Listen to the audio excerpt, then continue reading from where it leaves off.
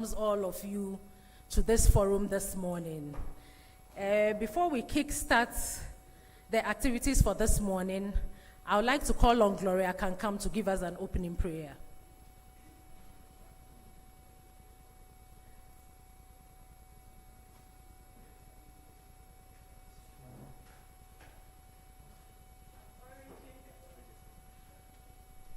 Okay, please shall we pray? Eternal Father, we want to thank and bless your name for a day like this. We thank you for bringing us together to look at things, discuss issues that concern our lives as human beings. We pray for wisdom, we pray for knowledge, we pray for understanding, we pray for guidance. We pray that whatever we discuss here, whatever we share here, will be of glory to your name and of benefit to humanity for this generation and generations after us. These and many other blessings we pray through Jesus Christ our Lord. Amen. Thank you. Thank you very much, Gloria. Welcome once again to those in person at the Tomrick Hotel and then our participants online. Thank you very much for joining us this morning. We would like to have introductions. So we'll start with the people in person here, and then we'll come to the participants online. So I think we'll start from my right. From here, it's my left, but I know it's my right on the other side. So Seto, you can start for us.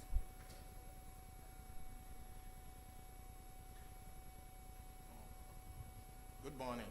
Good morning. Yes, please. My name is Seto Aude from WISE. Please, can you give us the full meaning of WISE? Okay. WISE is a Women's Initiative for Self-Empowerment. Thank you. Thank you. My name is Abiba Tabavod. I work with UN Habitat and also a member of LEADER, Ghana. Thank you, Habibat. Good morning. My name is Faiza Imoro Idrisu from the Department of Social Welfare and Community Development.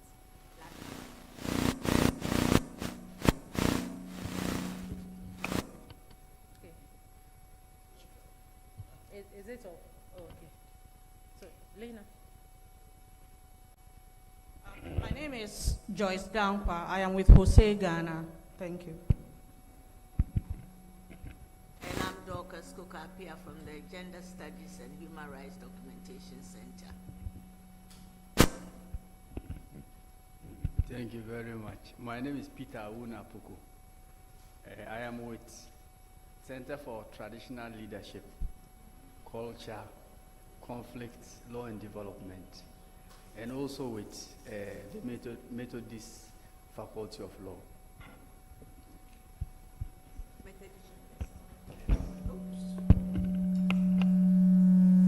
It's still on.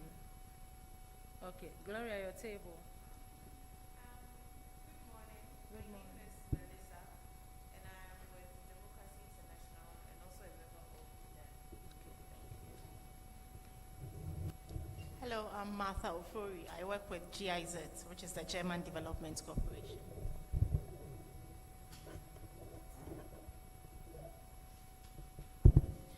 Good morning, everyone. My name is Aisha Mohammed, and I'm with the Center for Women in Development and Public Policy, CWODEP. I'm Gloria Kankam. I also work with Center for Women in Development and Public Policy, CWODEP Ghana.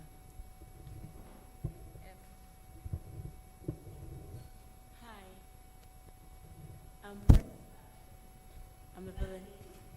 I'm Priscilla Agbenu.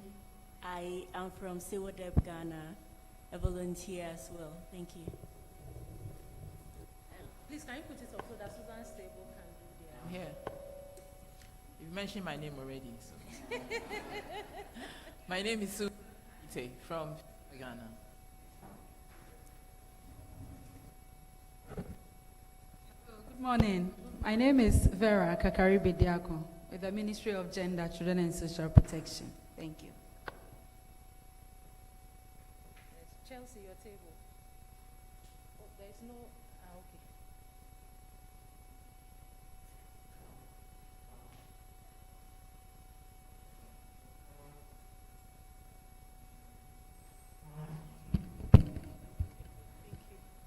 Hello, my name is Lisa Foster from the Network of Women in Good, NEWIG. Hi, my name is with Abantu for Development. Hi everyone, my name is Bridget Deda, a volunteer from Abantu for Development. I'm Chelsea Pokia Fojo, a network member of WorldAF and a member of LEADER. Hello everyone, good morning. My name is Maolawe Awiti from Network of Women in Growth and the University of Ghana. Thank you. Please, who is next? This table here. Can you please pass the microphone to them? Good morning. I'm Lois Edwamwado, Program Manager, WorldAF Ghana. Thank you.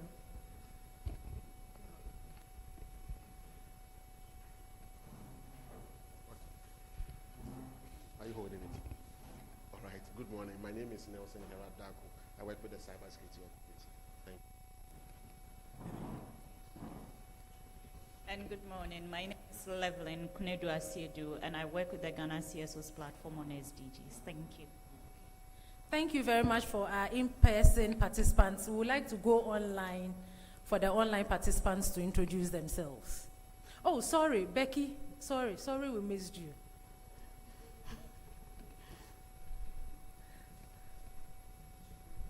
Good morning. My name is Becky Enyinamahachi. I work with the Affirmative Action Law Coalition. Thank you, Becky. Our participants online, please.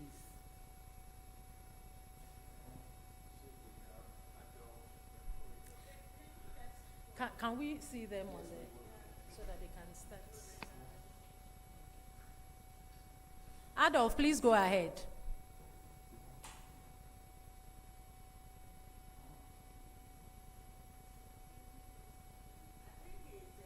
He's muted. You know.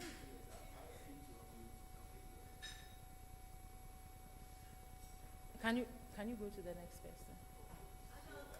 Hello. Hello. Hello, Adolf. We can hear you. Yes. Please, I just heard my name mentioned. Please go ahead and introduce yourself. My name is Adolfo Ufigete. I'm with the women's movement. You are with the women's movement. Yes, let's try this equality. Everything. Peter, I'm here. Thank you. Okay, and Adolf also happens to be the national coordinator for the Domestic Violence Coalition, Ghana. Yes, next person. So next we have Aduma. But she didn't introduce herself. Yes, she's here. Can we skip Awo and go to the next person? Okay. Caroline, please introduce yourself.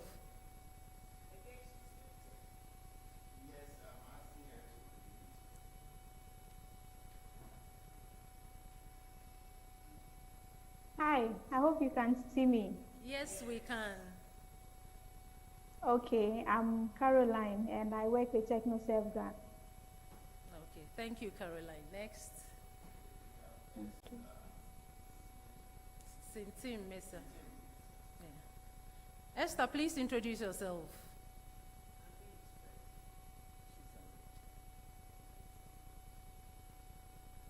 Have you?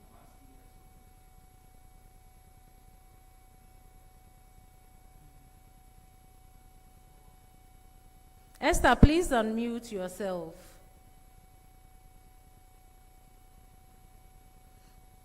Okay, can we move to the next person? There are quite a number of people online, so if we can move to the next. Okay, First Lady, please unmute yourself.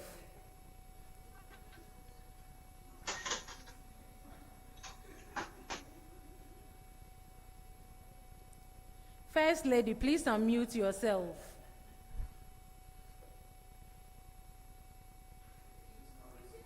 She's not.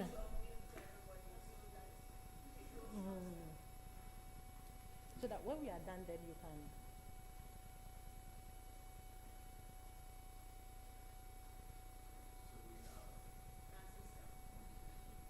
Francisca, please introduce yourself. Hello. Hello. Hello. Yeah, this is Esther. Yeah, this is Esther Sintimisa. Okay. A friend of Abonti. Okay. Yeah. Okay, sure. Thank you. Yeah. Francisca, please unmute and introduce yourself. Hello, everybody. My name is Francesca Kobe-Hayford. I'm also a member of the women's movement in Ghana. Various, the DV coalition is one of them. Thank you. I'm happy to be here. Thank you very much, Francisca. No. A member of the Women's Coalition. I've in the past been very active, not so much now, DV Coalition, Net Right, but still active in Medical Women's Association of Ghana. And I'm at the Accra College of Medicine. Thank you. Thank you, Prof.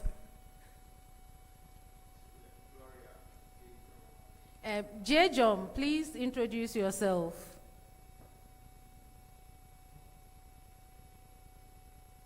Can we move to the next person? Janet Asamoah, please introduce yourself.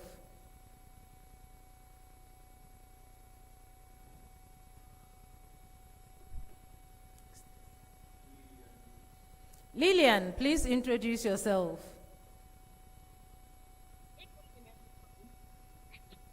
My name is Lillian Bruce, Gender and CSO Advisor at African Center for Parliamentary Affairs, ASEPA. Thank you. Thank you, Lillian, for joining us. Next. Louisa, please introduce yourself. Hi, my name is Louisa Akpoto, Executive Director for Divine Touch Foundation. Thank you very much, Louisa.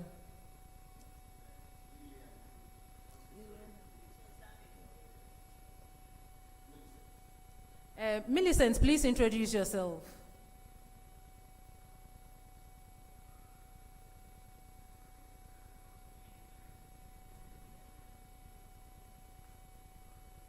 Millicent, go ahead and introduce yourself.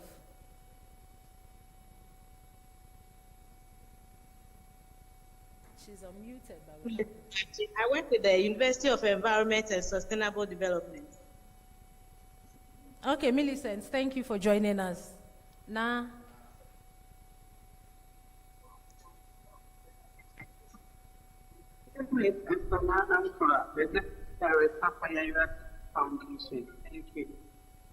now, please, can you take that again?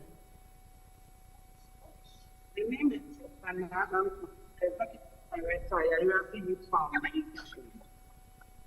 Okay, Na Ankra. Thank you very much for joining us. Then Nana Ekwia, please go ahead and introduce yourself.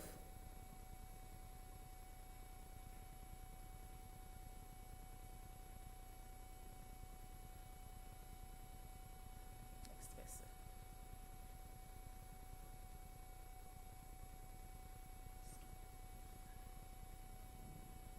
Okay. Patricia, please go ahead and introduce yourself.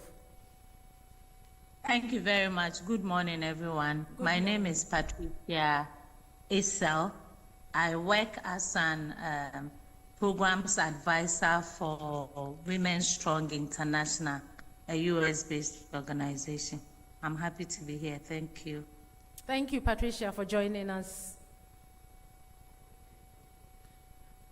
Prof, please, Professor Kate, please introduce yourself.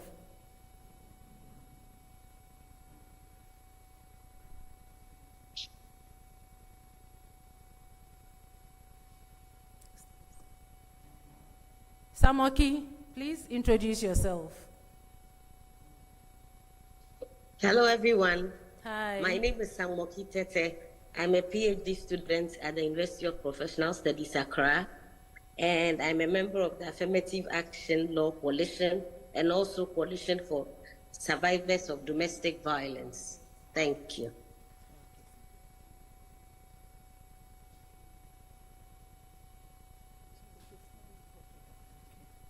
Satina, please go ahead and introduce yourself.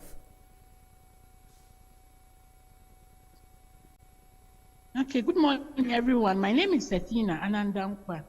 I work with the Institute of Local Government Studies. Thank you. Thank you, Satina. Okay. Thank you all very much for introducing yourselves this morning. So sorry, I forgot to introduce myself. My name is Deborah Tayakakbo. I work with the Gender Studies and Human Rights Documentation Center as the programs manager. So this morning we are gathered here. Please Chris, please mute everyone so that we don't get any feedback from them. Yes, okay. So this morning, we know that this is a period where we are celebrating 16 days of activism against gender-based violence, and a time where all over the world, we are calling to action and calling to order the various human rights abuses that go on. Of late, issues of online violence against women and children has become very topical, and it's gradually becoming an issue that needs to be tackled.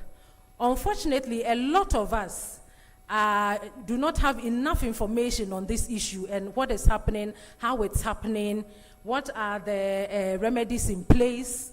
I know a lot of people even do not know that Ghana has a Cybersecurity Act, 1038, which was passed by Parliament.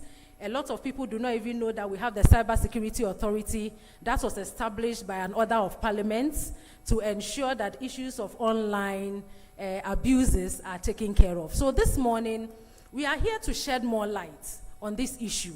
What is it? When we say online gender-based violence, OGBV, or even online child sexual exploitation and abuse, what does it mean? What is it all about? These days, you go online and even somebody can pass a comment like, oh, excuse me to say, your breast is very big. You're behind. Oh, if I get you, I'm going to do this and this to you. Some of these things form the kinds of violence that, are happening online. We are so used to the in-person violence that we do not tend to consider the violence that goes on online as any issue. Because sometimes you think you can't see the person.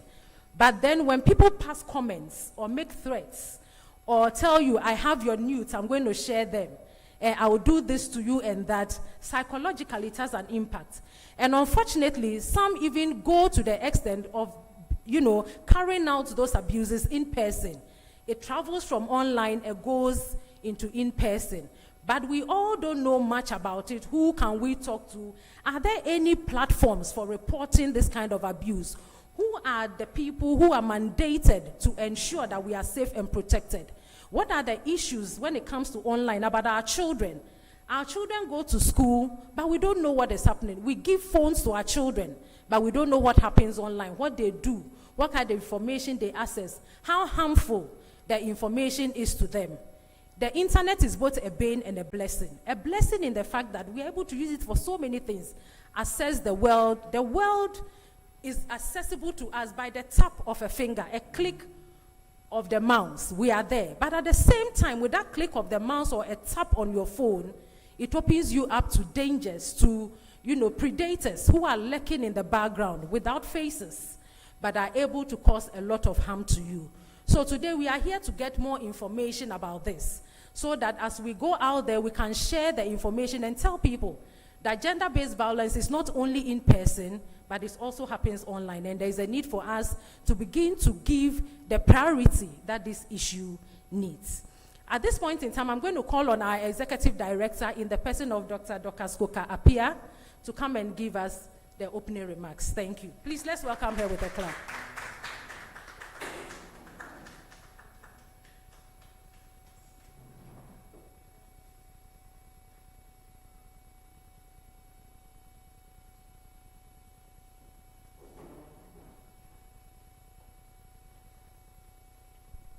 Thank you, Deborah, and good morning, ladies and gentlemen, both online and in person here.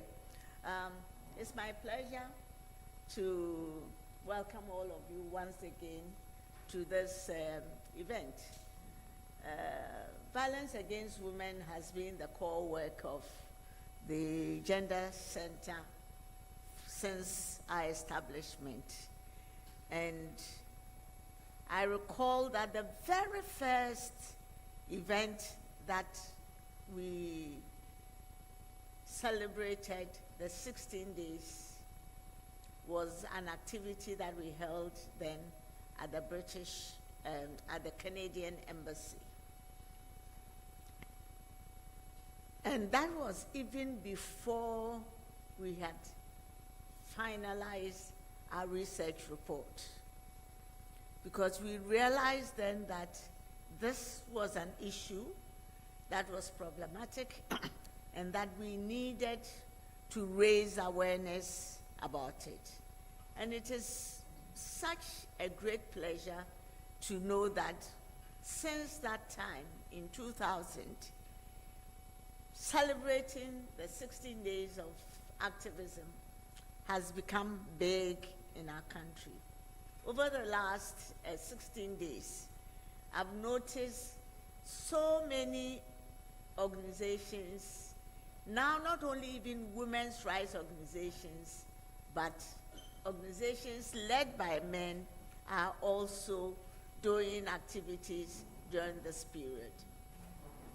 We are always talking about gender-based violence. It is a problem.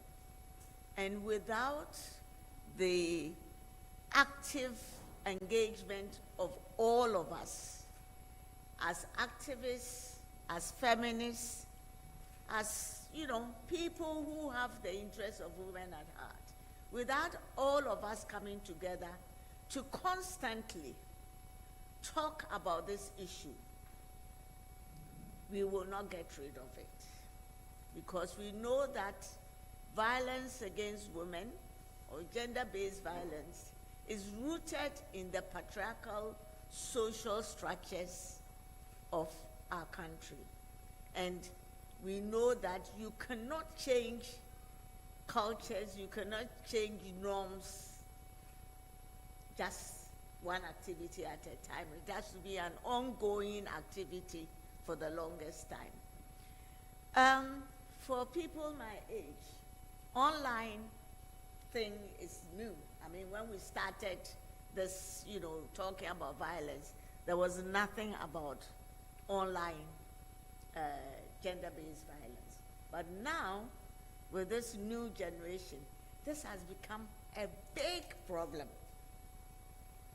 A lot of people, parents give their children phones, smartphones at that, and so they are exposed to all sorts of things in, you know, using these phones. Some parents don't even monitor what their children, you know, are watching or, you know, whatever. So they don't know what influences on the online that these children are being subjected to. And so, and I think that is because most parents don't even see that there is a problem online. They think that, oh, this is the new, I'm giving a phone to this child so they can play games and so on and so forth. But that you know, that is a step to the next, when somebody will then use the back channel to engage your child without you knowing what is happening. So I'm glad that we have started this discussion so we can all understand the dangers and how it manifests, so that we will together try and, you know, address it. For those of you who have children in schools, maybe this is the time for you to, when you have learned something, to also pass it on through your PTAs in the schools, for them to know some of these things. Because some of the bullying, if you read what is happening abroad, a lot of bullying is going on online. And abroad, there are stories of young people having committed suicide because of what they have been, you know, somebody has done to them online. So please, just to say that let's just use this as an opportunity to learn, and when we learn, to take it forward, and eventually, hopefully, we'll be able to, if not end, at least reduce this canker significantly. So thank you, and let's hope that we all learn something.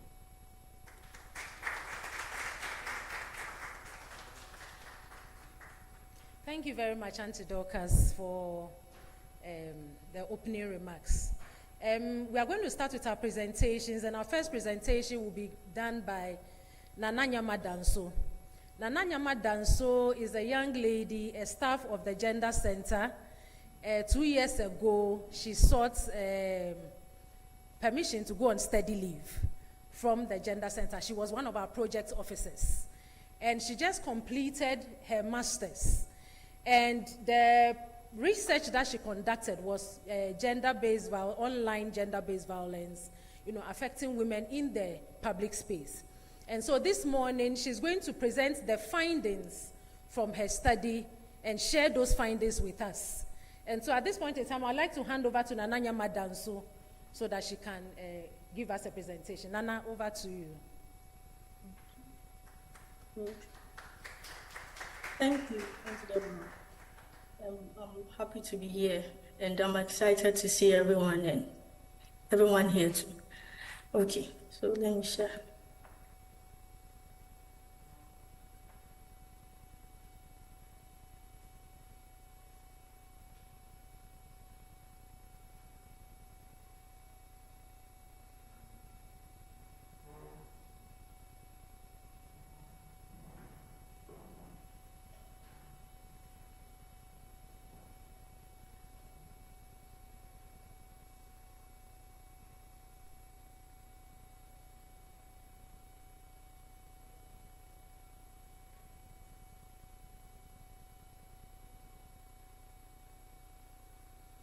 Okay, good morning once again, and I'm presenting on the topic, Exploring Online Gender-Based Violence, a case study of women in public life in Ghana.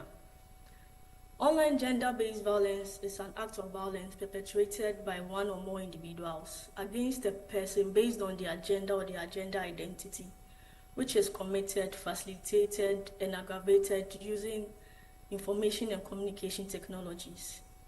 Unauthorized sharing of intimate digital photos, sextortion, doxing, intimate partner violence, gendered disinformation, and gender trolling are forms of online gender-based violence.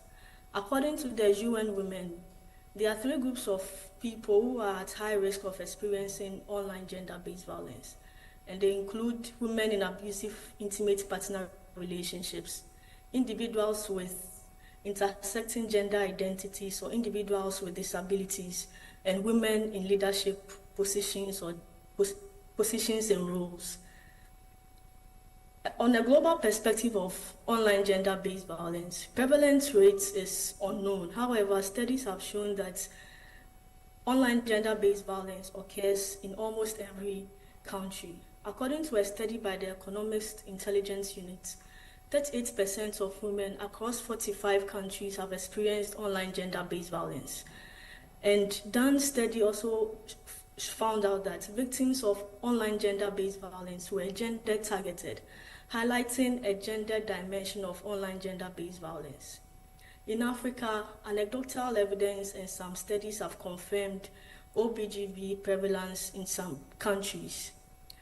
Online gender-based violence limits women's participation in digital spaces. It disempowers them and restricts them and in their involvement in national development. The Ghanaian context. Ghana is a patriarchal society where there is a male dominance and women's subordination, which affects women's access to and use of essential resources. Advancements in digital technologies or technology has also created another layer of discrimination or limitation for women's engagement. According to a study by the Media Foundation for West Africa in 2017, Ghanaian women faced online harassment, which limits their participation in the digital space. This study explored the experiences of women in public life regarding online gender-based violence. Methodology. The study adopted a qualitative case study design. The sample space comprised 20 women in public life, specifically assembly members, 5 in total, journalists, 3 in total, then women's rights activists, 12 in total. Online interviews were conducted with all 20 participants. And in analyzing our data, we used the inductive thematic analysis. So some of our key findings. The study revealed that online gender-based violence was or is pervasive among women in public life. 80% of our participants had reported experiencing diverse forms of online gender-based violence. And the most commonest of all was the gender-based trolling that was common amongst women in public life. Online gender-based violence, we realized, was also overlooked and trivialized within the women's rights advocacy. And this could result in inadequate support mechanisms for victims and also underreporting of online gender-based violence cases. Then we also found an intersectional nature of online gender-based violence, because participants mentioned that depending on an individual's social factors, they were more susceptible to online gender-based violence. So depending on the nature of a person's activism, a woman's rights activist activism on the digital space, depending on their educational level, their experiences, their appearance, their political stance, they were more susceptible than other women in leadership positions who were not involved in controversial issues. The effects of online gender-based violence. All participants mentioned that the main impact of online gender-based violence was the silencing effect. A participant mentioned that she had to withdraw from advocacy on social media. Then there were safety issues. One of the nature of online gender-based violence is that it's seeded online, but then it crosses over or it transcends into people's daily life. So there were participants who had experienced that their safety was compromised. One participant was hit by a motorcyclist, and when he was interrogated by the police, the man mentioned that the lady was too loud on Facebook and that he did this to show her a lesson. Then there are mental health issues and the fact that online advocacy is for strong women. That's what the participants said, that if you're not a strong woman, you can't do effective online advocacy because you can be insulted for days, for weeks, for months, based on a comment you shared or a post you shared. And people mentioned that they felt depressed, they cried so many times. And especially for assembly members who believed that they were doing something positive in their communities. When they experience online gender-based violence, they ask themselves whether it's worth it. Working for people, helping people, being a leader within the community, whether it's worth it to go through all these challenges. Then the issue of career impact.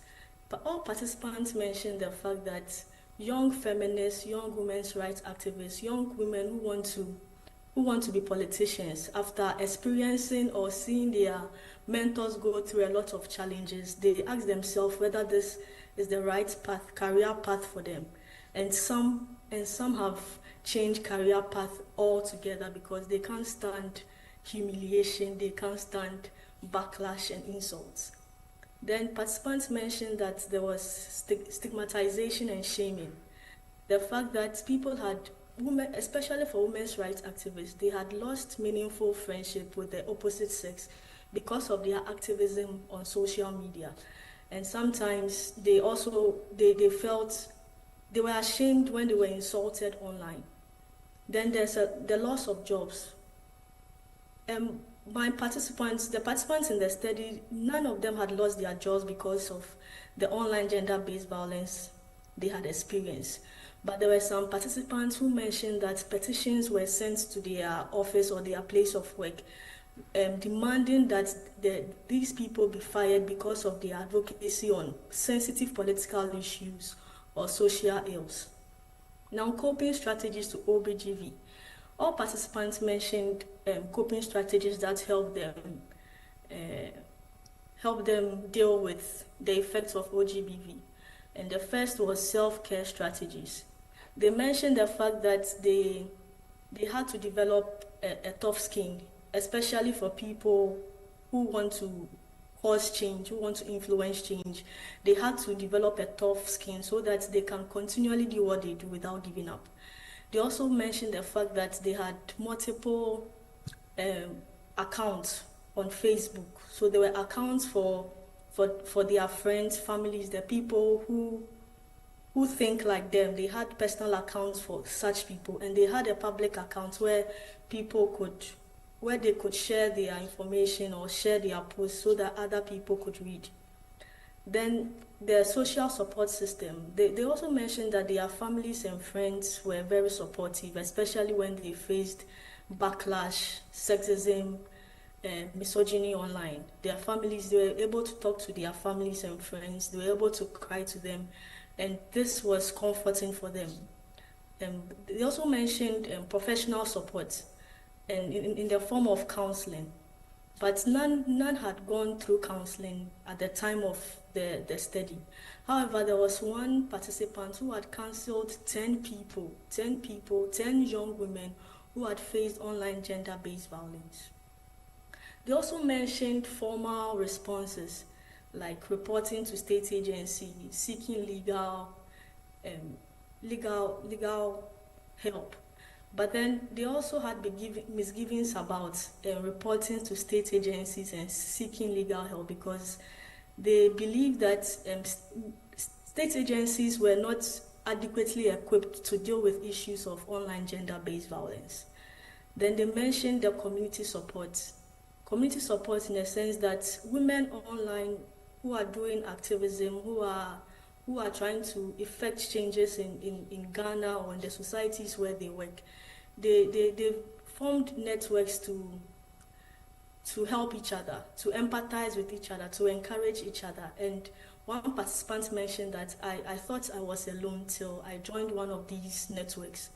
Then they also mentioned online strategies. The fact that they had to change their privacy settings and make sure that they were sure of the people who they accepted as friends on WhatsApp, on Facebook, sorry. And again, they also mentioned that they use their platforms to raise awareness on online gender-based violence. So these were their coping strategies as they experienced online gender-based violence. So what can be done? And I like what Madam Doka said, that we must begin discussions on this issue, because not talking about it, pretending that it's not happening, it's a lie. So it's important that women's rights activists start prioritizing online gender-based violence, maybe in the same vein as they do with gender-based violence. Then there's a need for capacity building, especially for women in public life, because the digital space has come to stay. So it's important that they learn how to use the digital space effectively. They learn how to use the digital space effectively to champion their cause, to do their campaigns, to effect change, to influence others. But in the same time, they should also be able to protect themselves and their families whilst doing that. So there's a need to build their capacity. Then we have to encourage reporting and data collection on online gender-based violence, which would guide in evidence-based policy interventions. One of the participants, I submitted this work in June, and she mentioned that she had spoken to about 10 people who had experienced online gender-based violence, and that was just for one of our participants, meaning that it's ongoing. And it's important that we develop a standardized mechanism for collecting data on online gender-based violence. Then the need for public sensitization and awareness creation, that we start talking about online gender-based violence. What is online gender-based violence? Let's sensitize community members, let's sensitize women especially, let's sensitize people to know what's happening online, so that they know how to protect themselves, they know how to react when they experience online gender-based violence. And in our trainings or in our sensitizations, we should also train people on or expose people to the Cyber Security Act 1038, so that people know specifically what they can do when they face online gender-based violence. Then it's important we build supportive online networks and victim-centered supportive systems, so that people who face online gender-based violence can find people, like-minded people, who would be able to empathize with them, support them, so that they can continually do the work they are doing online. Thank you very much.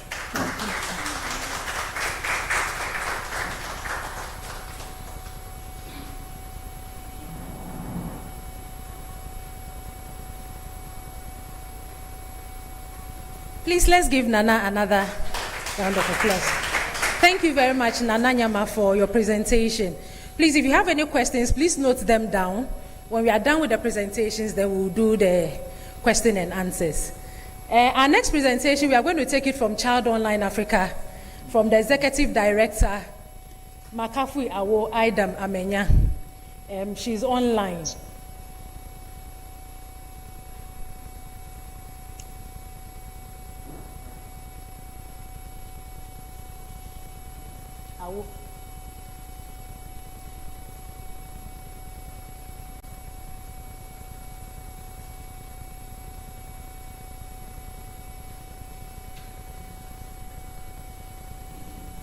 Okay, Awo, over to you. All right. Can you please hear me well? Or I need to use the headset for you to? We can hear you. Good morning, everyone. Good. It's a pleasure connecting with you on this special day to discuss what is important and relevant to discussions as far as women and children are concerned. For us as Child Online Africa, we try to just do our bit as is required of us as patriotic citizens to ensure that children and young people are given what is rightfully theirs in the space they find themselves. I would share insight on what we've been doing and also call to action for stakeholders to engage in this field, or what can be done to support the whole process as time goes on. So I would say that for Child Online Africa, we are an advocacy, research, and awareness creation institution or organization. We say we work with and for children and young people. So essentially, whatever we do, children play a central role, and if it means bringing the conversation down to a level for them to understand, we have to do that without necessarily indulging in jargon. So my presentation looks at some of the interventions we've done over the years and what we can do together as stakeholders, and then finally probably a call to action to all of us to engage in February 2025 for what we call Africa Safer Eternity. So What's happening? Right. Okay. So, as a Child Online Africa, we try to do what we call digital literacy awareness. And what is digital literacy awareness? Informing parents, children, and the community at large on what to click online and what not to click online.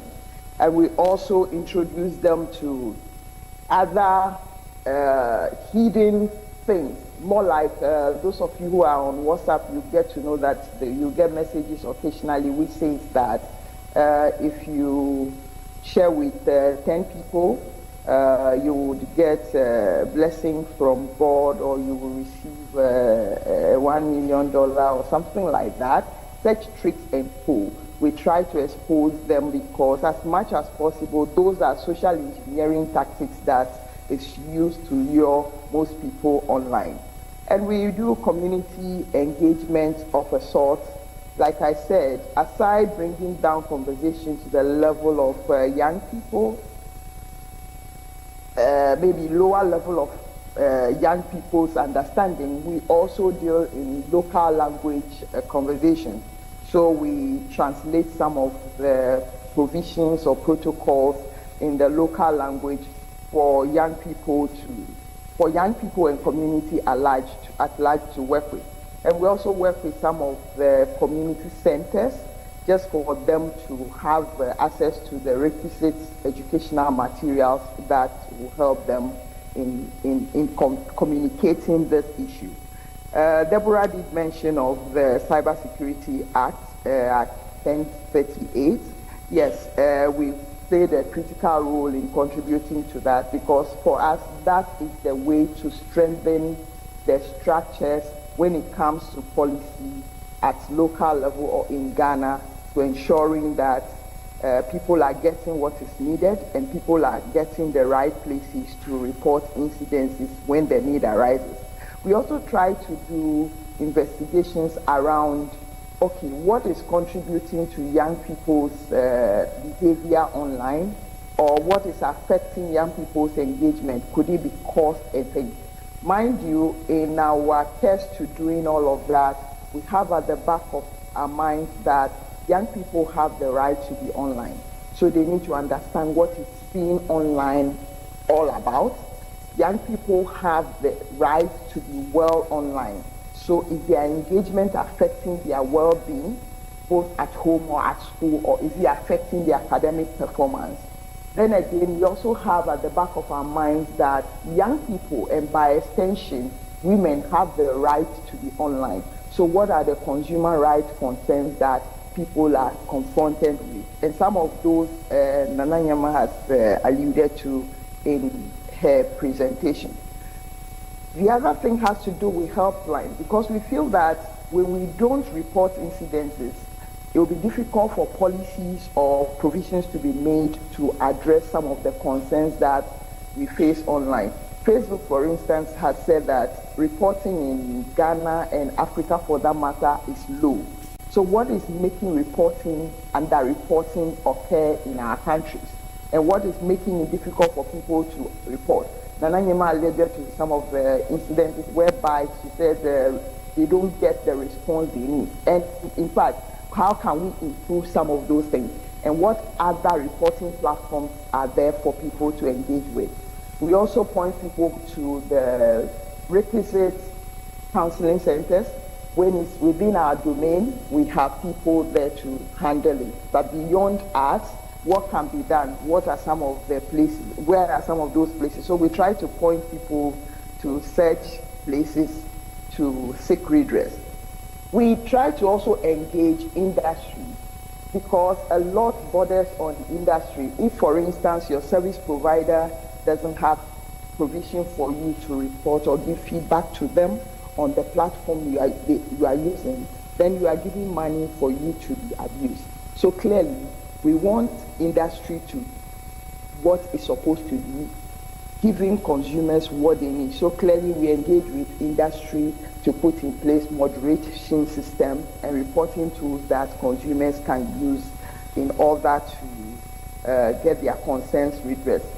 And most of these things happens mostly on social media platforms for that matter. And we also do some regional coordination of coalition building because the internet does not have borders or boundaries. So unabused content from Kenya could trickle into Ghana, and people will be sharing it on platforms and be making wow, wow, wow, when in actual fact it's not happening in Ghana. But then are Ghanaians picking cues from that one? Yes, they will pick cues from it. So how can we make sure that we are talking to each other and making sure the right networks are built around incidences that we are confronted with in the digital space? Then we also, in terms of empowering the community, we do training programs for all manner of people. We've done training for children, we've done training for teachers, we've done training for parents, we've done training for civil society organizations, we've done training for other private sector players who use adverts as their means of communicating or engaging with their audience. And as much as possible, we want to, in doing all of this, we want to ensure that programs or content that are being pushed to children are really, really child-centered, building on the 3 pillars: provision, protection, participation. And we are also making sure that, by extension, most parents tell us they rely on their children because they seem to know the ish of what is happening. So clearly we want an empowered young people who can be there for their parents, even though their parents are the shoulders for them to rely on. So those are some of the things we do in that regard. Now I want to walk us through just a case of people call it revenge porn, but then I wouldn't call it revenge porn. I refer to it as image-based abuse, just to help us unpack the conversation we are holding today. Now, what does that mean? It's about your intimate image being posted online without your consent. It could be your naked photo, it could be your private part of your body being shared online. It could be doing something private, not necessarily public, and someone leaks it online. Is that right? If it's without consent, it is not right. Even though we see people posting certain things online, some of them are without consent. So in effect, it's unacceptable, and it's important that your consent is sought before such images are posted. So if we know somebody in the community who has faced something like this and has not reported, that is an abuse, and the person should be looking for the right point of call to report. And again, image-based abuse can also be photos, or even for those of us who belong to other faiths. It could be that you don't want somebody to know something of yours you do in town. You've gone to town without necessarily covering up, and then a photo of you is taken and splashed online. When your family knows very well that you are supposed to be all wrapped, that is a form of abuse, and it's important that we get that reported and the right action is taken, because it's without consent. And the key word here is consent. So it might not be your kind of intimate image or exposed image. However, based on their faith and their belief, that is an abuse, and it ought to be reported, the right action taken in the interest of the individual, be it a girl, be it a hello, child. Yes, hello, Awo. Sorry, the participants say they can't see your presentation very well, so if you can put it in a presentation mode. I think currently it's not in a presentation mode, so that it's Does that work? Okay, yes, thank you. Right, thank you. So can I move from this slide, or I should keep on it, I should stay on it a bit for screenshot to be taken? They are yet to, please. Can you grab it and then let me move to the next one?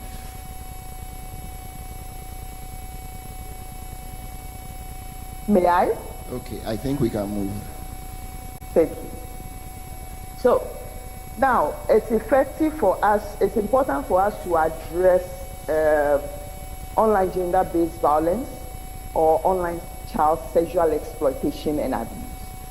But then how do we do that? It will require a collaborative action. And it's also important we make people understand that being online is not only being on Facebook or on Instagram, but being online also means you are using an online platform either for business or for calls and stuff like that. So online platform, phone, tablet, nowadays even our television set, your laptop or your desktop and everything. It's an online space, or it's about being online. So any abuse you receive from that, be it an SMS, it's a form of abuse and it's an online abuse.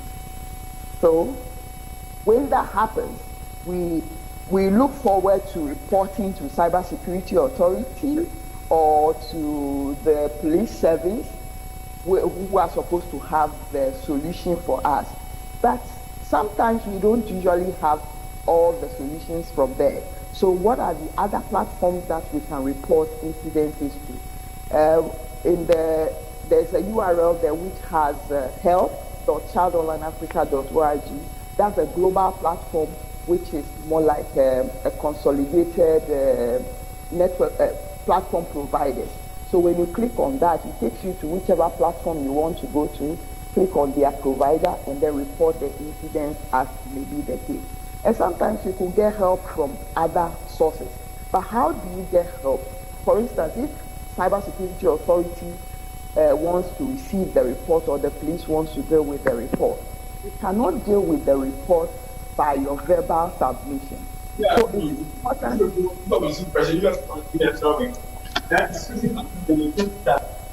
Can we mute those? Yes, thank you. It's important that you keep evidence.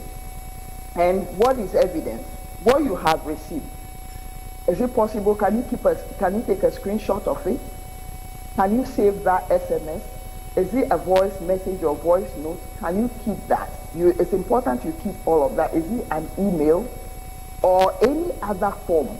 But it's important you keep documents or you document it to show as an evidence. And without that, it will be difficult for help to be given. So it's important, we are encouraging people to always keep evidence of their experiences, especially the abusive ones, so that when the need arises for them to report, they can tender that in as a form of evidence. And you can also tell a friend, maybe you feel you are not techy enough or you are not advanced technologically. So what can you do? You tell a friend who knows, somebody said you tell a friend who knows road. So you tell a friend who knows what to do. And for young people, we always tell them you need to identify a trusted adult or a trusted friend. And as much as possible, there's a criteria for identifying a trusted adult. So we don't want a situation where you go and put yourself into the care of a perpetrator at the end of the day in the name of seeking help. And sometimes you can also speak to advocate organizations or an advocate in an organization. So when you call Child Online Africa, somebody will be designated to attend to you or help you out in the course of things. And it's important that the person you are contacting or the person you are dealing with also knows what to do. Not somebody who would discourage you from reporting, like say, oh, okay, if you report this, you will know that you have experienced it. So people will be looking at you, or people might be eyeing you in a particular way when you go to town and stuff like that. No, we don't want that to happen. So as much as possible, it's important for people to report incidences or to report their bad experiences or unacceptable experiences. And let me say this, before one goes online or before a young lady goes online, we have a rule for going online.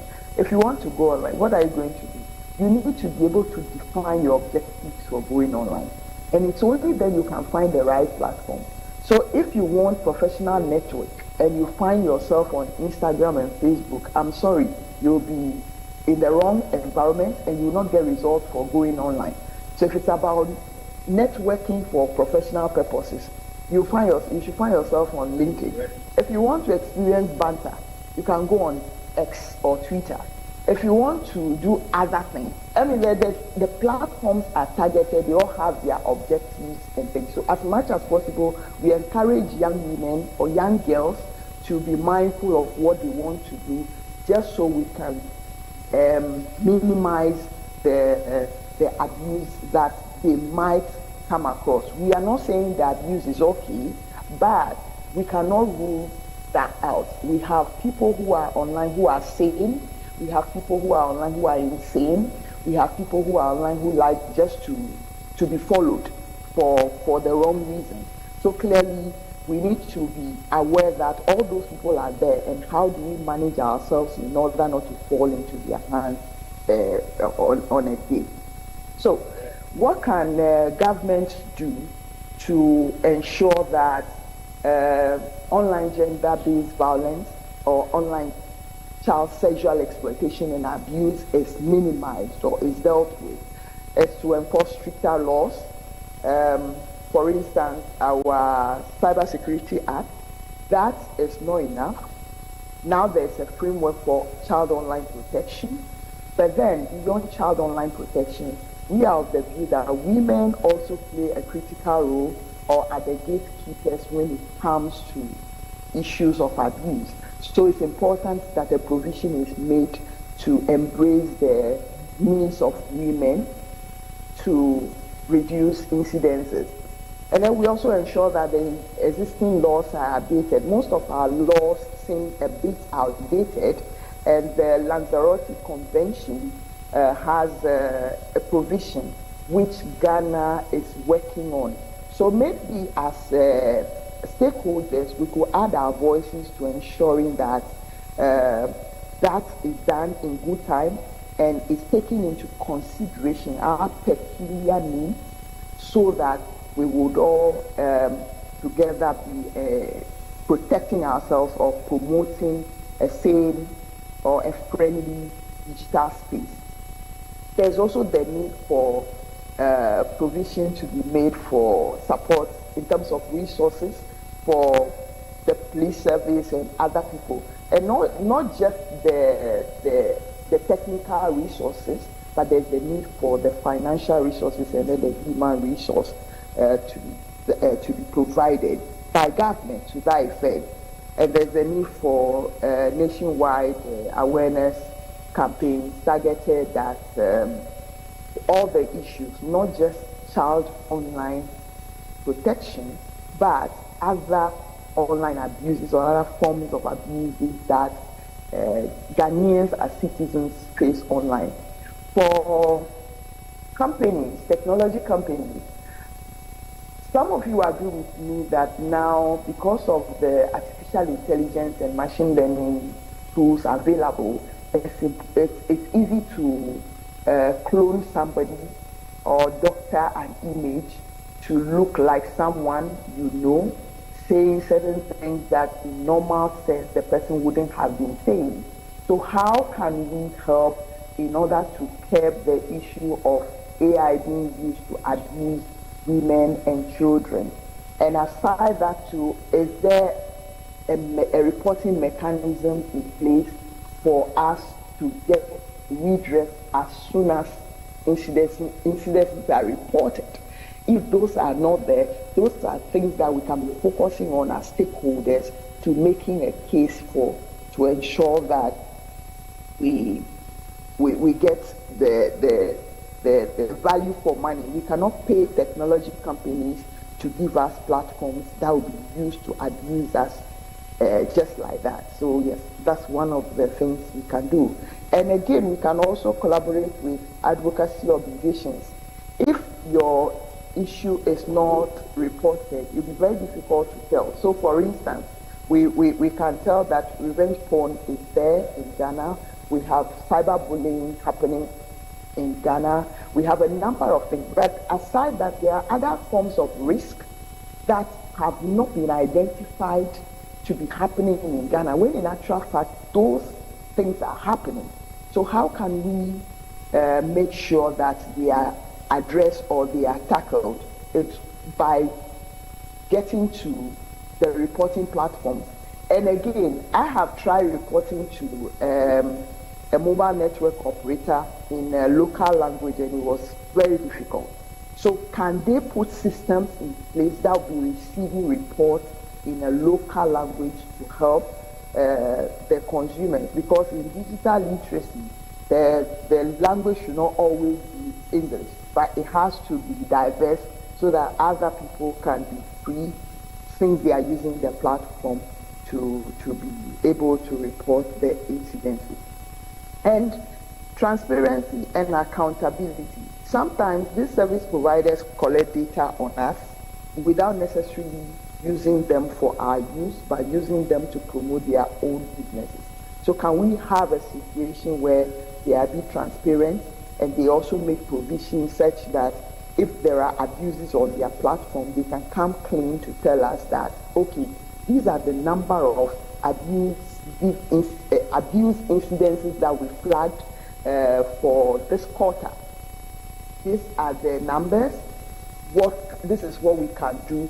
This is what you as stakeholders can do in order to help address the issue.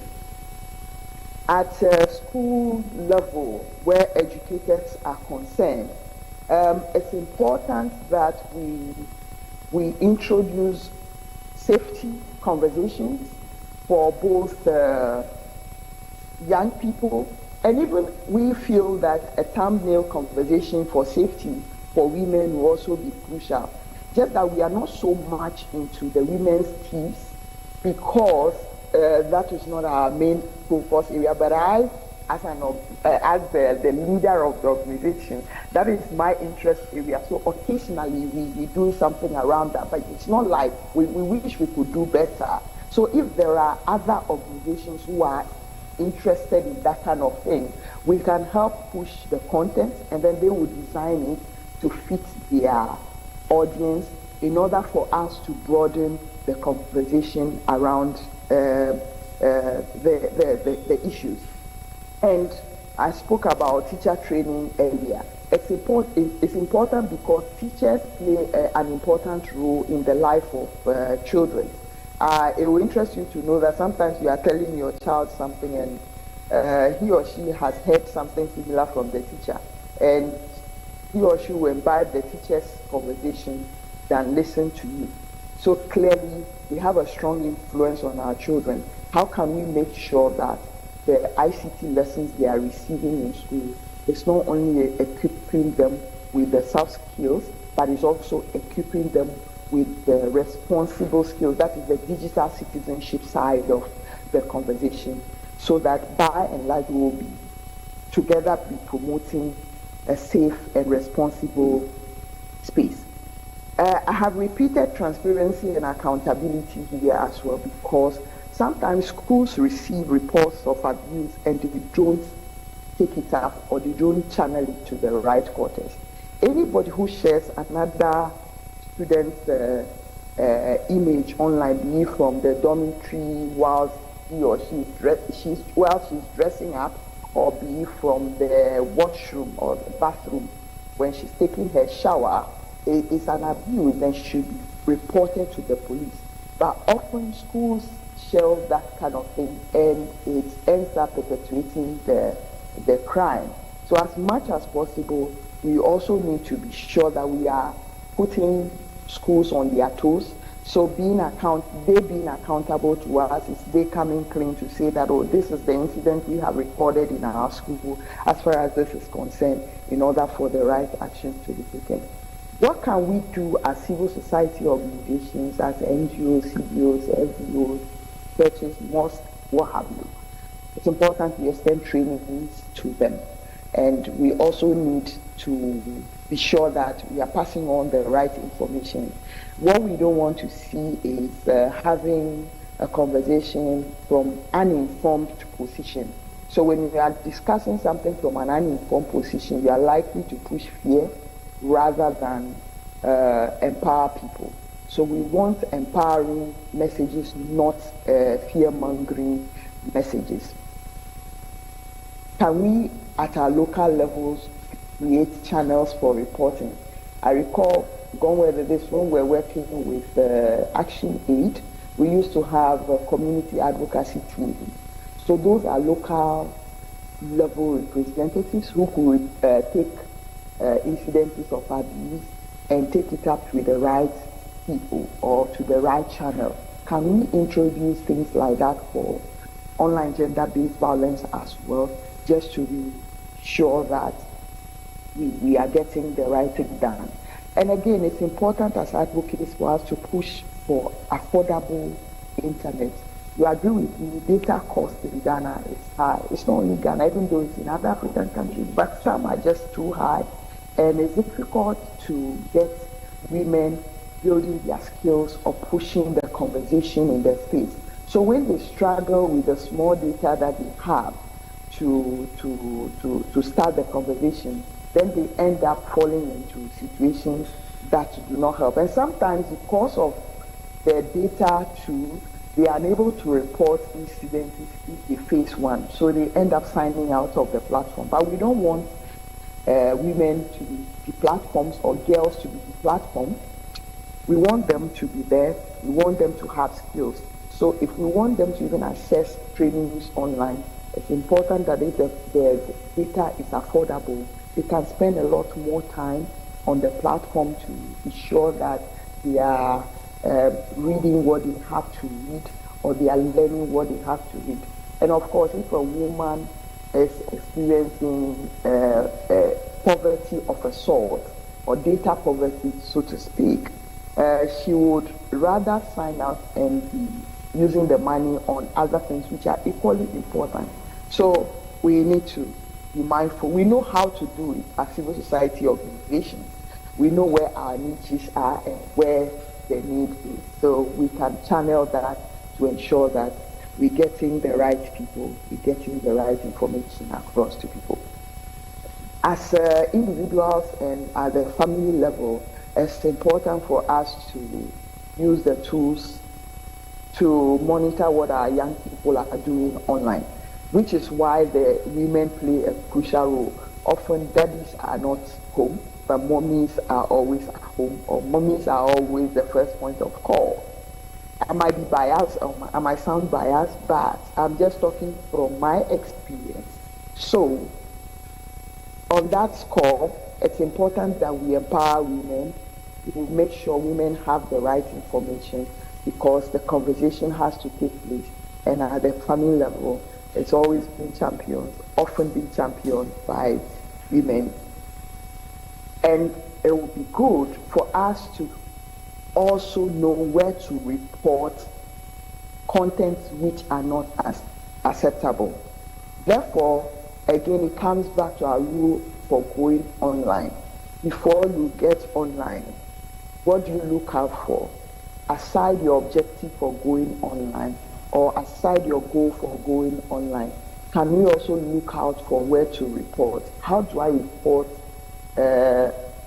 incidents when it happens on this platform? So we look out for that and we know where to locate it. What will make me sign out of this platform? Okay, would it be that when someone comes to write an acceptable response to a post I've made, or would it be when someone comes to abuse me in a way on my own platform? Mind you, the privacy settings are there, so you need to address yourself with them as well, so that you know that you are in control. The platforms are made for us to use, but you should be in control of the platform so that you can take the right action. You cannot be there and then allow people to just be tagging you in all sort of posts in the name of your friends online. No, it's unacceptable. If you don't want something on your page, just make sure you turn it off so that people don't get there to do anything to you, or you accept it to appear on the platform before it does. Mind you, anything you allow on your platform forms your digital footprint. So if you want to actually build a good footprint, it's important you see to your privacy settings just to ensure that you are not allowing yourself to be overtaken by people. And then it's important we are vigilant. I say digital vigilance because every now and then, every 3 months, there's an update on each platform. And when that happens, it's not like something they're going to splash to you or send to you directly, but they'll just put out a blog, an open blog. Do you make time? You have to make time to read that, so that if there are things you could do in order to tighten security, you do that to make sure that you are informed and you are up to date. So we believe that multi-stakeholder approach is the way to go, and we cannot do that without each other, and there's no single organization that has all the solutions. So as much as possible, we encourage all of us to team up to ensure that we getting things done and done for Ghana and by extension Africa. So on this note, whilst I end my presentation, I would like to invite you to join us for Africa Safer Internet Day 2025, which will be celebrated in February, the whole of February actually, but the main global day is the 11th of February 2025 under the theme Digital Citizenship, Educating an African Fit for the 21st Century. On that note, thank you for your time. I believe we can do better. Thank you very much, Makafui, for your presentation. As I said, let's keep jotting down our questions. We'll take our last presentation and then we can do the questions and answers. So our next presentation is going to be from the Cybersecurity Authority, CSA, that was established by the Cybersecurity Act 1038, and they are to regulate all cybersecurity activities in Ghana. I know that they started working way before the Cybersecurity Act came into force. They were under the Ministry of Communication and were doing their work monitoring and protecting Ghanaian citizens online until the Cybersecurity Act was passed. So we have Mr. Nelson here this morning. He is a senior manager with the Cybersecurity Authority. He has been delegated to come and give us information about what the Cybersecurity Authority is all about, their mandate, how are they protecting women and children online in Ghana, and what are some of the things we need to know as Ghanaian citizens when it comes to online safety. Thank you very much. Nelson, please, over to you.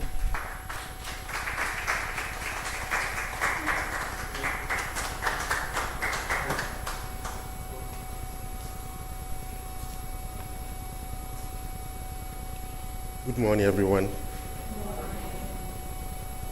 I think we've already had 2 female voices, right? So we are now going to experience a male voice, okay? I mean a deep one, okay? All right. Sure. Online gender-based violence. Just yesterday, after the results were coming during the elections, and then you realize that some MPs have lost their seats. So I decided to go online and see what is happening, especially the female MPs. Come and see the insult online, on social media, the bullying they were going through. You know them, the MPs, the female MPs who lost their seats, the Eslers and the Hawakumsins and this.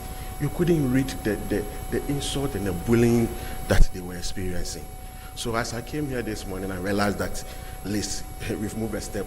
We are in line, okay? It wasn't easy. It wasn't easy. The insults, and I mean, is it a crime to be a minister and you lose your seat? All right, thank you very much. So before that, I would like to show you a short video on how children operate on the internet activity, so that at least you follow what we are going to discuss about. So I believe that you are aware that online child sexual exploitation and abuse is one of the fastest growing form of violence against children. The statistics shows. So I will show you the statistics that is backed by what I'm saying.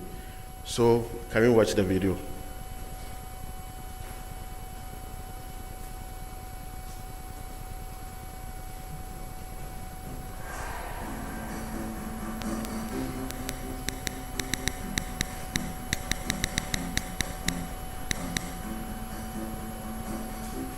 everyone. It's not that the young people, the internet is our world. It's not like the virtual community will get to speak to a lot of people, make new friends, and also get to stay. I don't think about it. Globally, over 176,000 children in Europe are following first-time activity. Almost a new child within 2 seconds. Come on, let's go.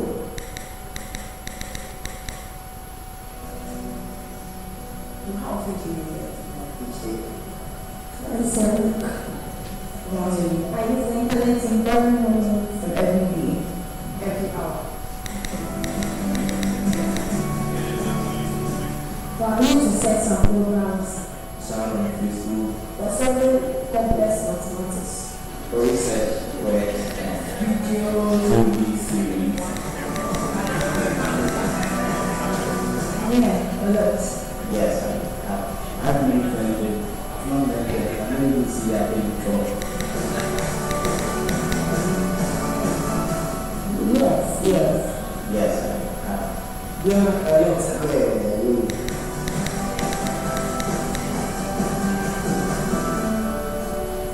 No, it doesn't matter. This man is and then some people were just blasting. They didn't read what I was saying actually. Like they didn't get what I was saying. Their replies were so insulting and they made me feel like I didn't do anything. Yeah, you simply got I want to run your mobile account. I like to run your mobile account. So I went to get a or something like that. Really, it's exactly right. So like pornography, some posts, so you send it to 20 people, if not, you won't see to the person tomorrow. Look, I saw nude pictures, that's popular.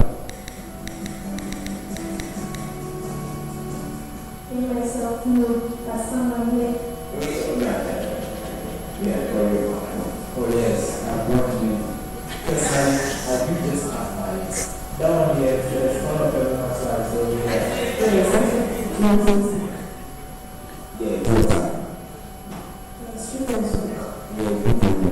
our team community advising is like something which is not good for you as well.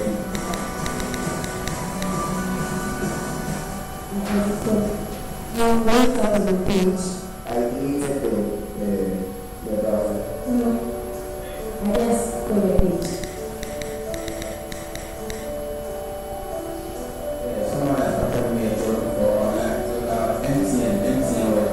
I personally no, but I'm doing it for her.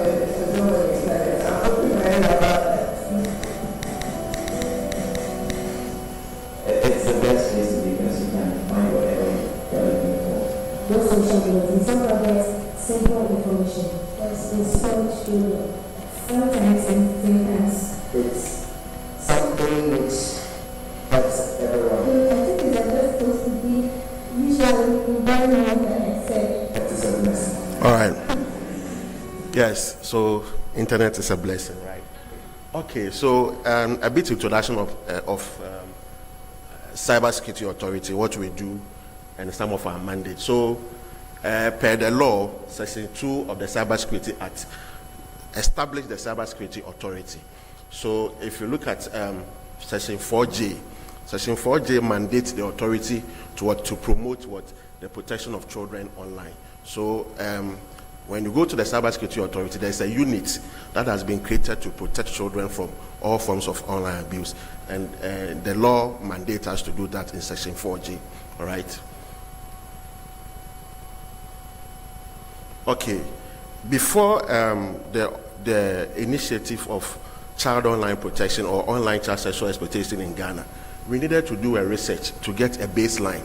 Because as a country, you can't say that I'm just doing a child online protection initiative in the country without getting a research, getting to know what is actually going on the ground. So we conducted a research with the Ministry of Gender and other stakeholders, and then UNICEF Ghana. So based on the research that we did, these were our findings. You realize that the first one says if you take 4 out of 10 children, they are saying that they've made contact with someone on the internet that they have never met before. The second one also says that 2 out of 10 have met someone face to face that they first got to know on the internet. So when they chat with them on the internet, then they make arrangement to meet outside. So sometimes when you go to places like Accra Mall and then supermarkets, you try and put your ears on the ground. You will see that people will be chatting on the phone.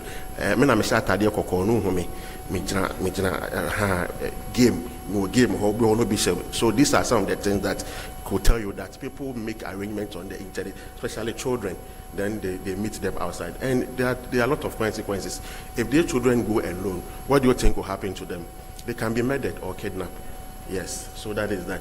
But then 4 out of 10 children have also seen sexual images. That one is real. Now the social media is flooded with a lot of sexual images. If you go there, if you don't see breasts, you see buttocks. It's there. So these children are exposed by default. Sometimes it's not their fault, okay?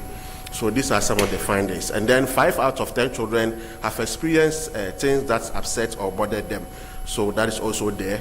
4 out of 10 children don't feel safe on the internet. And then the 4 out of 10 children also said that they will accept all friend requests made to them online.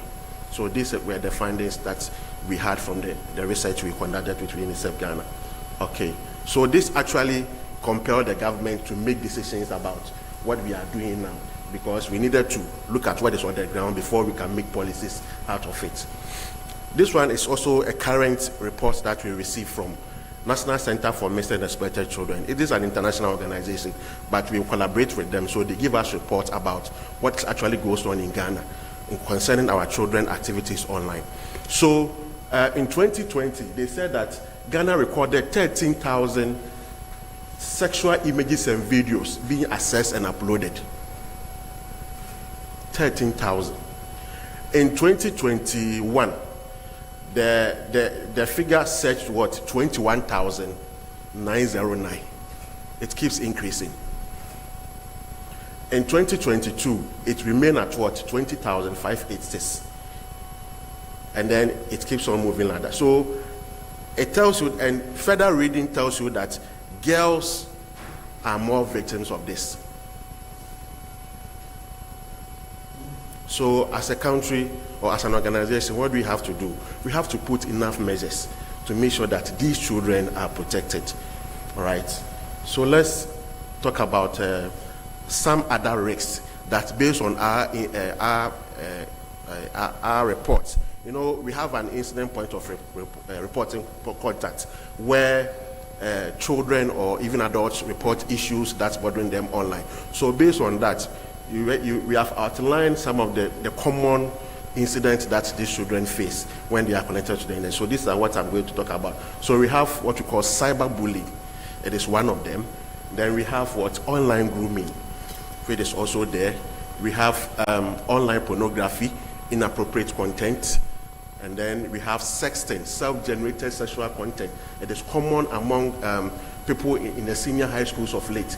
Day in, day out, they call our line and complain to us that they mistakenly took naked pictures of themselves, and then now they are not seeing their phone anymore. The phone is missing, and the pictures are on the phone. So they want us to look for the phone and delete those pictures for them. Sometimes they share these pictures with their boyfriends and girlfriends on campus, and these boys use those pictures to blackmail them. That is what is going on in the junior high and the senior high schools. So we have sextortion, that's the blackmailing I just talked about. Then privacy and identity theft. Then we have what? Non-consensual sharing of intimate. So then it goes together.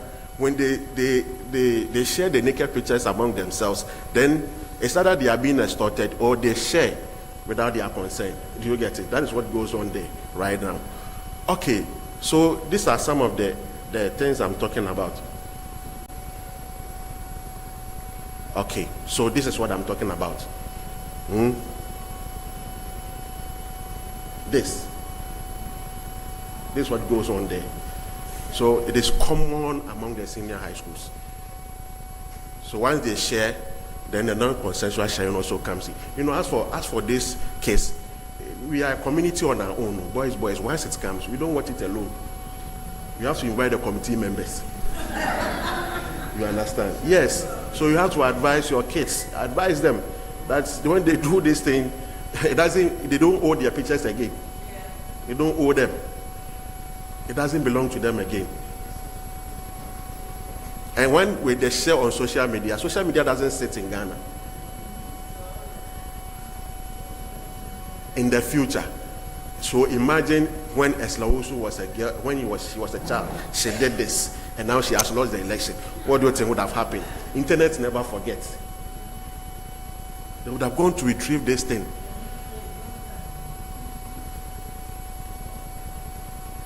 So let's advise our kids. This is what is actually going on in our communities. And then online dating scam or catfish. This is also common among, and even adult females. Some of you who try to date or pick dates on social media, please, social media is made up of real and unreal people. Don't date on social media. There are cyber criminals there. Meet the guy physically, go and visit him physically, talk physically, and make arrangement physically. They are not real people. They are fake people there.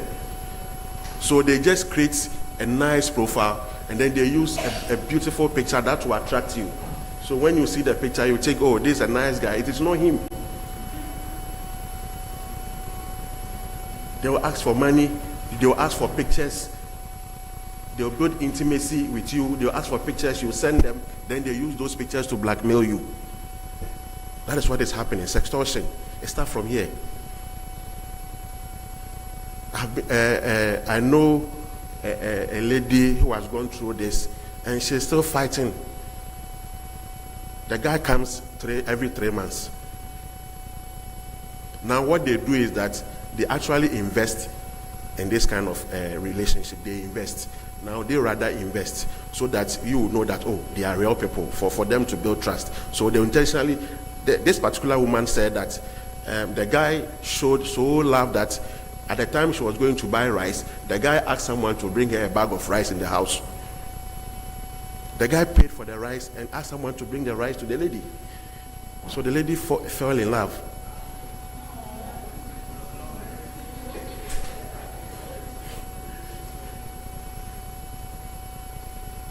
So that is how it is. All right. There's also a video on. Please pause it. So there's also no.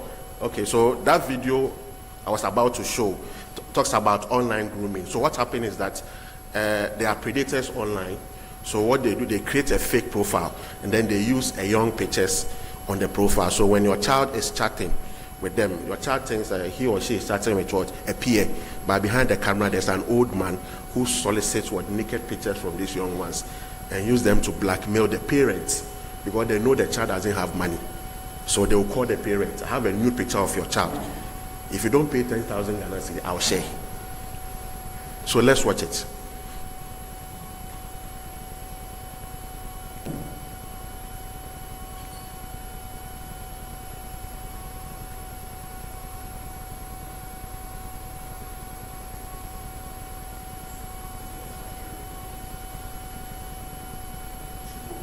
Yes.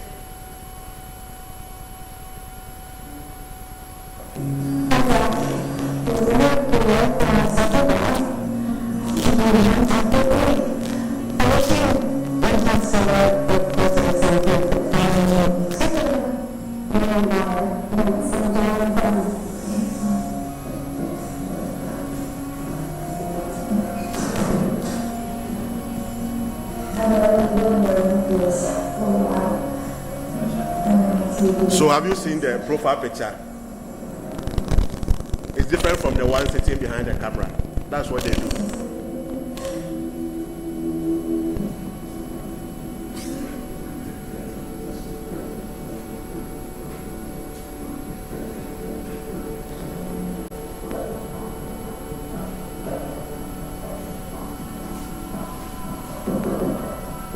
And they won't tell their parents too.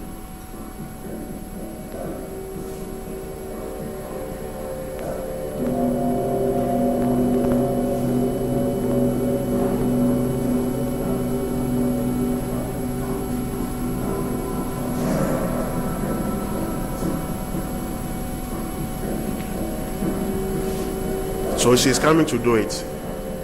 Because she has already sent an earlier one, and the man is requesting for another one.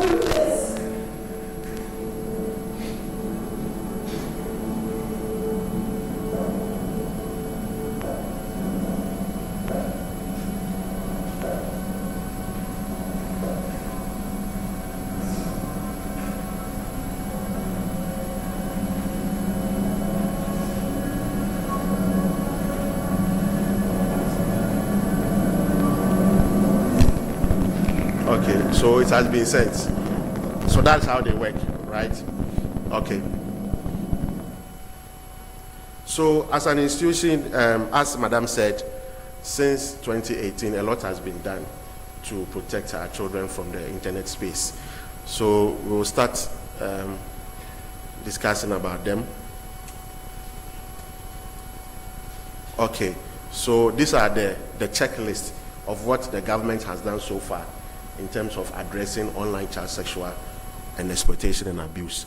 So we have the legal framework, that is the Cybersecurity Act that was passed in 2020. So I'll go deeper into that later on. And then we have the awareness creation campaigns that we have done. We have the digital literacy package that we collaborated with the Ghana Education Service to develop it. And also we have the policy framework, as Madam Awo also mentioned. So we have the National Child Online Protection Framework, which was launched recently to guide the operationalization of child online protection in the country.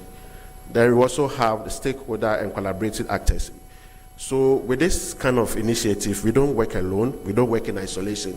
We work with partners and stakeholders because we don't have the enough capacity. So we bring people on board to make sure that we work it together and solve the issues. And then COP, social media advisories. So we also have websites that we share advisories to the public. And then we have international cooperation. As I said, the Child Online Protection Initiative didn't start in Ghana. It really started somewhere. So in order to address it, you need to also encourage international cooperation so that you can get expert knowledge to be able to address those local issues. Then we have takedown procedures in collaboration with IWF.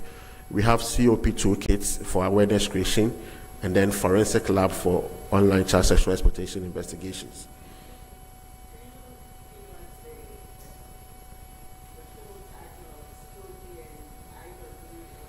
So the COP is Child Online Protection.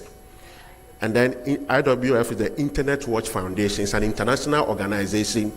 What they do is that they do take down of inappropriate content on social media. We have a strong collaboration with them, the Cybersecurity Authority. So what happens is that if your child's naked picture stuck on social media, when you call the Cybersecurity Authority, we also liaise with Internet Watch Foundation so that that particular content will be taken down from Facebook or any other social media so that people will not be able to watch it again. Do you understand? All right. Then I hope you understand the OCSEA. The OCSEA. Yeah. Okay. So let's start with the awareness creation. So these are some of the pictures of the awareness creation that we have done so far. We go to schools, and then we, in collaboration with GES and Ministry of Gender, we organize these sessions. We also involve our stakeholders. Madam Awo has been part of our awareness creation. So yes, and to our girls, there we have Odan Senior High at Chimota. We go to the north as well, and then other places. We also visit the mosques to create awareness, and then the churches as well, and then the junior high schools. It's not only the senior high school that we engage. We also engage the junior high school, the junior high schools as well, because the kids now we don't know which ones are smart. Is it even 4 years? They can change your password. So we don't underrate anybody. So that is that. So that is the awareness question for you. So actually there's an annual national program which was initiated in 2017 as a week long. So we have the National Cybersecurity Awareness Month. So every October, we dedicate that month to create awareness on cybersecurity issues. So we have 4 areas that we focus to create the awareness. We have children, we have the businesses, the government, and then the public. So recently, we had the October one with the team combating misinformation and disinformation during elections. That was our team. I don't know if you heard something about that. Okay.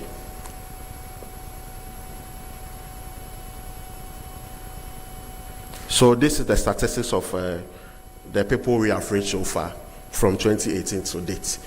You realize that 2021 and then 2020 and 2021, because of the COVID, we couldn't do much physical engagement. So we don't have much number over there. So how do we do it? Like I said, we go to schools and we use a lot of strategies like drama, PowerPoint presentation, and discussions by experts. We also use the print media, television, radio discussions to educate the public. And then there are other programs that we leverage on. We have the Girls in ICT program championed by the Honorable Minister for Communications and Digitalization, Lowusu. She brought this kind of program, training young girls to take career path in ICT and awarding them with laptops and other things. So that is that. And then we also engage with Madam Mawo through her Child Online Empower series and other materials, and then we share with the students. And then there are international celebrations that we leverage on. As Madam Mawo mentioned, the Africa Safer Internet Day, we also dedicate that day to create awareness as well. And then other important celebrations.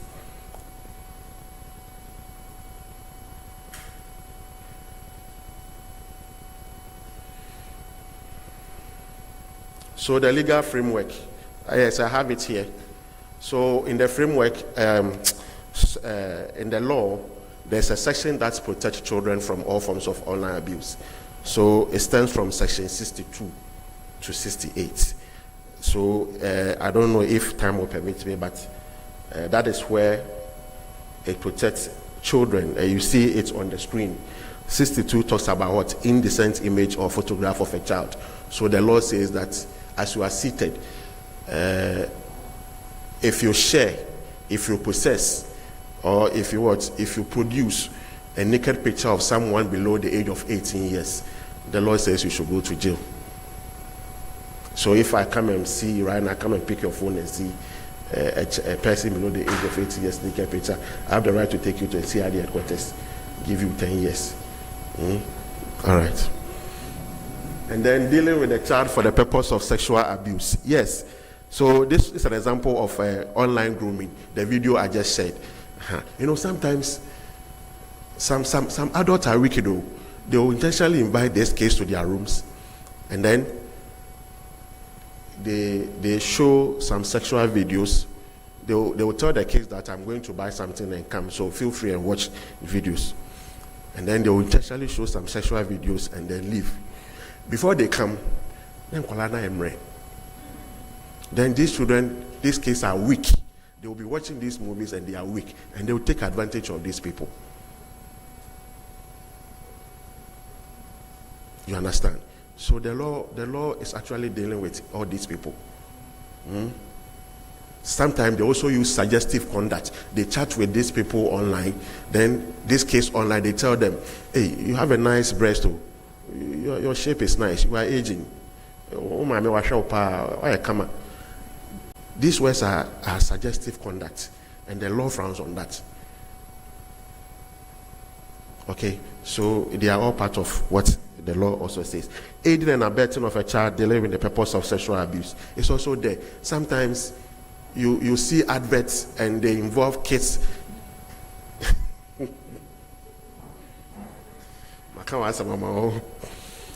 So they involve this case, and then they give them roles that are sexual.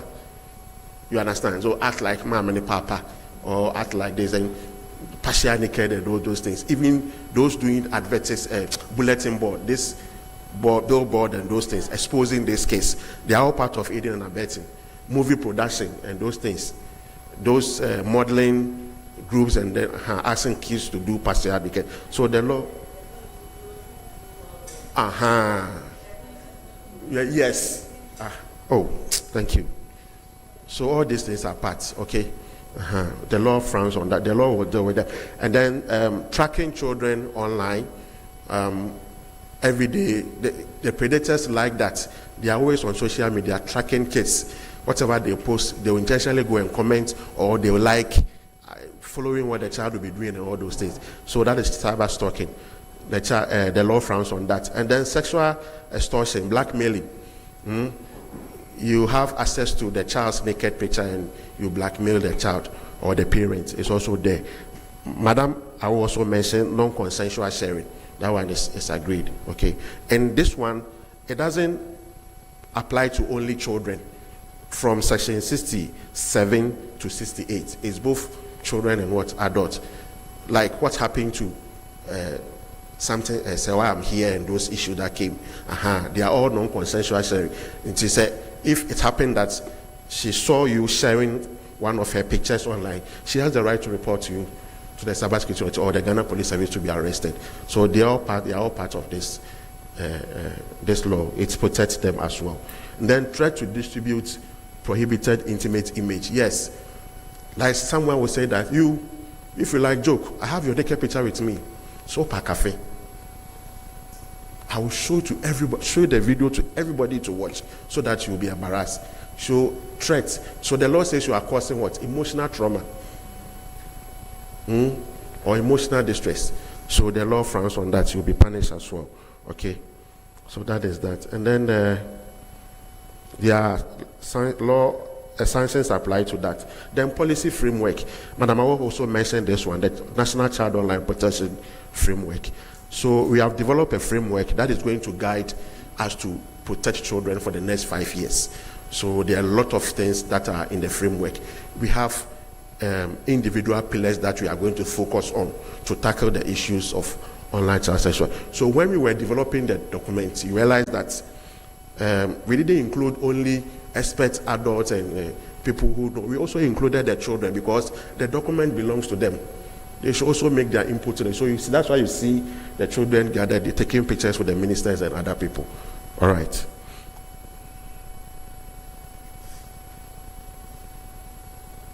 So this is how the document is. It was recently launched by the second lady. So we have the policy and government. We have the criminal justice, victim, industry, societal, and media and communication. Yeah. So we are all saying that government agencies and ministries should prioritize what online child sexual exploitation. At least if you are doing a program of activity for the year, try to include a small budget to protect children. You understand? And then criminal justice. We are going to train people who are law enforcement, judges, prosecutors, to be able to deal with issues concerning online child sexual exploitation and abuse. You understand? Because sometimes this issue can be go and report, the police even doesn't have knowledge about it.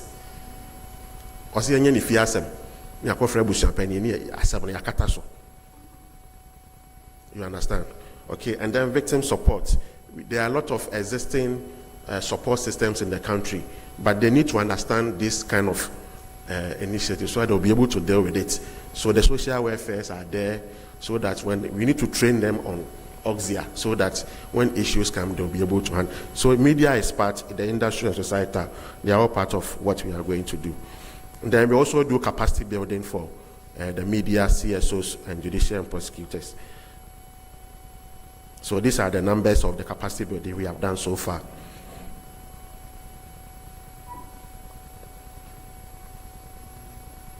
So we have also introduced an initiative called the National Cybersecurity Challenge.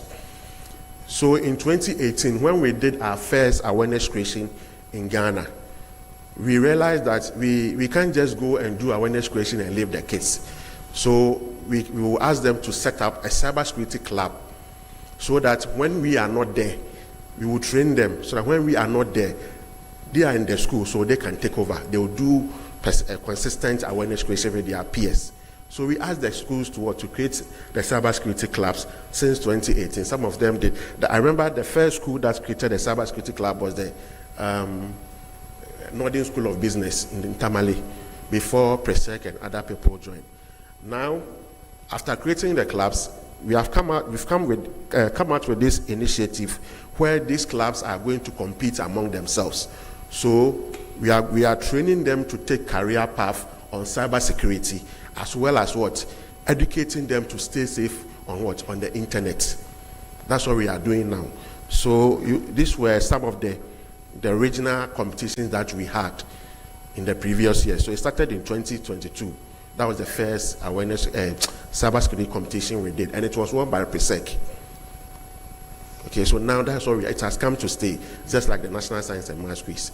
We are always educating them. Stay safe, don't share your news, don't bully, don't do it. We are introducing them to the Cybersecurity Act as well, and also some of the job prospects in the area of cybersecurity. That's what we are doing. So these are the pictures of the previous edition. So the second year, we had Ola Senior High winning the trophy. And then last year was, this year was St. Peter's Senior High taking the this year's edition. So these were the finals and some of the competitions we had. So when, during the era of COVID-19, because we didn't reach out to the people physically, we decided to do social media advisory on the internet so that we can educate the public as well. So these were some of the things that we were doing. So these were some of the flyers we were using to create awareness on the internet so that the children can learn from it. So if you have any issue concerning the internet, sextortion, cyberbullying, any other problems or challenges that confront you on the internet, whether you are an adult or a child, this is the point of contact from the Cybersecurity Authority. Just call 292 and your work is done. It's a 24-hour services. You don't sleep. You don't sleep. So it's either you dial 292 or you send SMS to 292, or you can also email to us. They are all there, so you can take a screenshot of it. It might not be you, but your child. Any issue concerning these children and even yourself.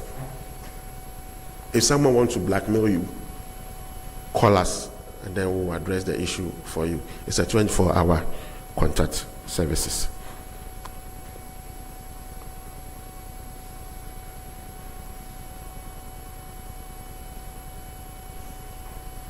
Yeah, so after coming out with the Cybersecurity Act, we realized that there are a lot of gaps, okay? There are some gaps that we needed to integrate. So as part of developing the legal instruments, we added those gaps so that when Parliament passed, it's become part of the cyber. So some of the things that we considered was cyberbullying, we realized that we didn't have any cyberbullying in the current act. And then asking the telcos or the industry players to come out with a system that will filter content or filter age-appropriate content for children, you understand, or restrict them from viewing certain content on the internet, or coming to support the cybersecurity to do a lot of things. So all these things have been captured in the new LI. So when it is passed, you have a lot of full act that will protect the children totally in the entire life. That anybody, nothing can be done to the child. So we have age appropriate there. We have reporting mechanisms and other issues. We have captured everything in the LI so that when Parliament passes it, we make sure that the child is fully protected.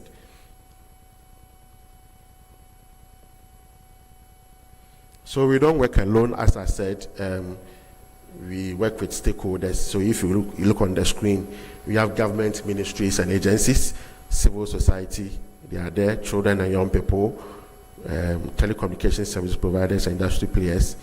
religious organizations, international organizations, and the media. These are the people we work with to address online child sexual exploitation and abuse. So this is a picture of one of our programs that we did recently.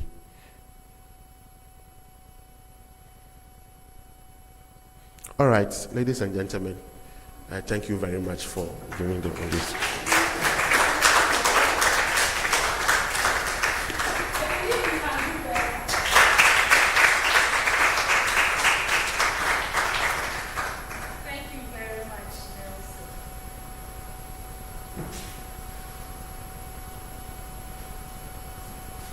Thank you very much, Nelson, and to all our other presenters this morning. I believe that the way I was looking at our postures and everything, it felt as if a lot was going down well, and a lot of information has been shared, and knowledge has been passed on.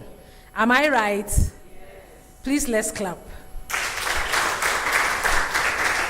So thank you very much, Nananyama. Thank you very much, Makafui, and thank you very much, Nelson. At this juncture, we'll open the floor for questions. Our three presenters, our sisters are online and our brother is in person here with us. If you have any question, both for our participants online and in person, please show by your hand and we would call you. Please, can we get a microphone going around? No, I think there's a microphone on your table. So we'll start with Maulawe.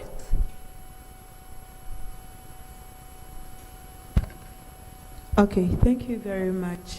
I wanted to ask the first lady that presented. I see she spoke to 20 participants. I don't know, but I think the number was quite. So is there a reason why she limited her numbers to just 20? That is one. If there is no reason, I don't know if she thought about sending a questionnaire out to be able to reach out to more people, to be able to get more information. So what informed her number, informed the segmentation in terms of people she interviewed, what informed her. The gentleman that presented, I think when we talk about but I don't know if we've ever had the conversation about talking to artificial intelligence, because now that is where actually it has reached, where people are having relationships with AI and they actually believe that in a relationship. I mean, in the US, there's been a case of a child committing suicide because of that, because of he had a relationship online with an AI, not a human being, but an AI, where he believed he was in a serious relationship with that AI, and the child has killed himself. The mother is on the AI, stuff like that. So I don't know if that conversation started happening. What about safeguard our children when it comes to conversations with AI? As parents, we have our work to do, but have they started AI? Thank you. Can our presenters please note down the questions? When we take a round of 5 questions, we'll come back and get them to respond. Our participants online, please show by your hand and then we'll be prompted to call you to ask your question.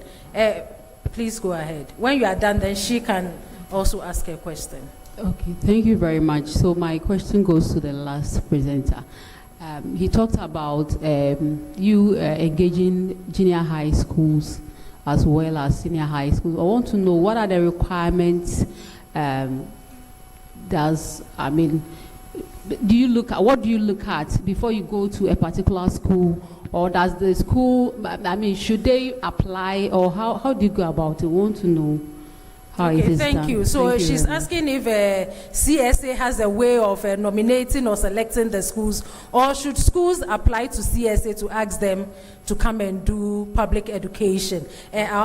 This lady, she's the third person, then fourth, then fifth. Then we'll close this round. Let the presenters respond. Then we'll come back for another round of questions.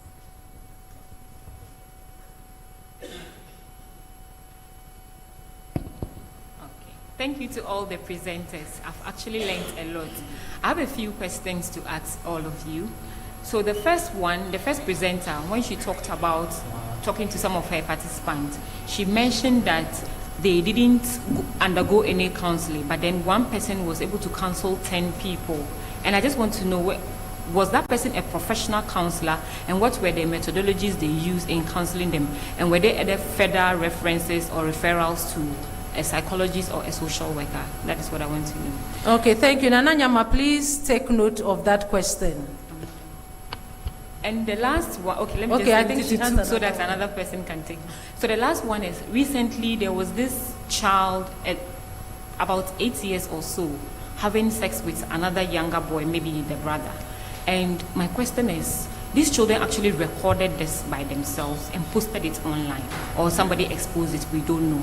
And I'm like, okay, so what happened?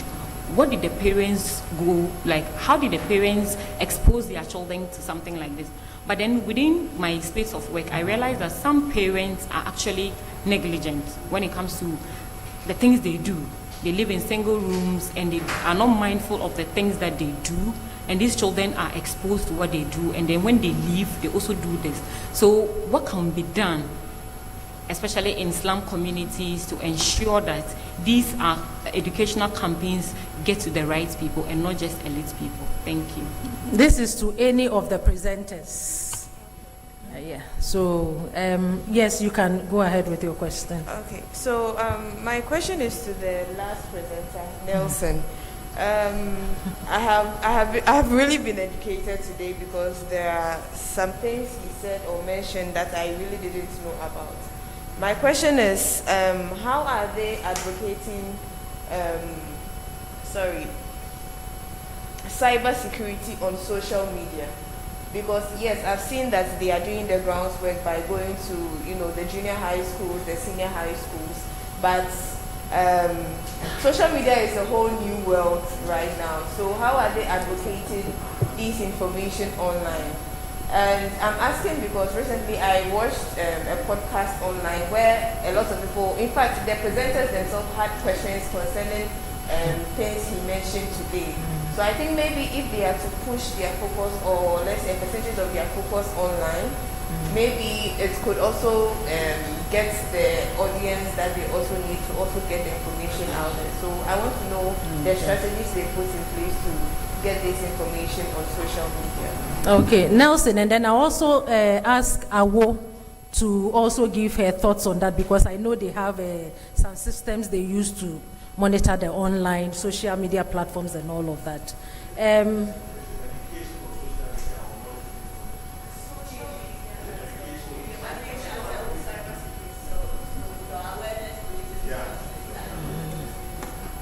Okay.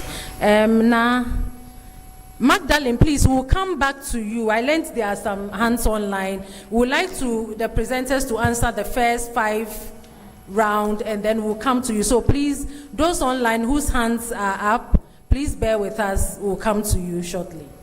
Yes, so thank you. I have learned a lot. I was following online, and this question goes to my brother Nelson. I just want to know, from your presentation, I saw you go to schools, churches. I want to know, some of us who work in the community, for instance, this December we have a day bar with the community. Are you open to come and then have a discussion with the community? Because most of them are also online, like they are on, they are not on, but a lot of things happen from there, because most of the things comes from the community. Like, yes, so I want to know if you are open to you coming to my community to talk to the community on the topic. Thank you. Thank you very much. So we'll start with the first question. Ananyama, there was a question to you by Maulawe. So if you can please respond to that. Okay, so thank you for your question. You asked about my number of participants, and the first thing I want to say is that it was a qualitative work. So getting 20 participants was a lot. Again, due to the sensitive nature of online gender-based violence, I had participants who I contacted, and at the end they mentioned that they didn't want to relive their experiences, so they didn't want to join in the studies. So qualitative, having to send questionnaires for people to answer would have been great, but then I was doing a qualitative work, and that's what I did. And the numbers for 20 for a qualitative work, I think was good. Then the other question about the counselor. So participants were 20, but then there were 16 participants who had experienced online gender-based violence, and 4 participants had observed, they had perceptions about online gender-based violence based on observation, based on reading, and based on the work they do. Again, to my issue on sensitive issues, because I wasn't getting numbers, I had to open up so that people who had a perception about it could also share their perception. So one of the participants who had a perception about it worked with an organization that provided counseling service for people who had undergone online gender-based violence. So the nature of the counseling, I do not know. I just needed to know what she did. She just told me what she did, and the fact that she has spoken to about 10 people, which was alarming because we are not talking about it as a women's rights movement, but then it's ongoing. Thank you very much. The last one that is supposed to be answered by everyone, I didn't really get it, so if you could say it again or something. Thank you.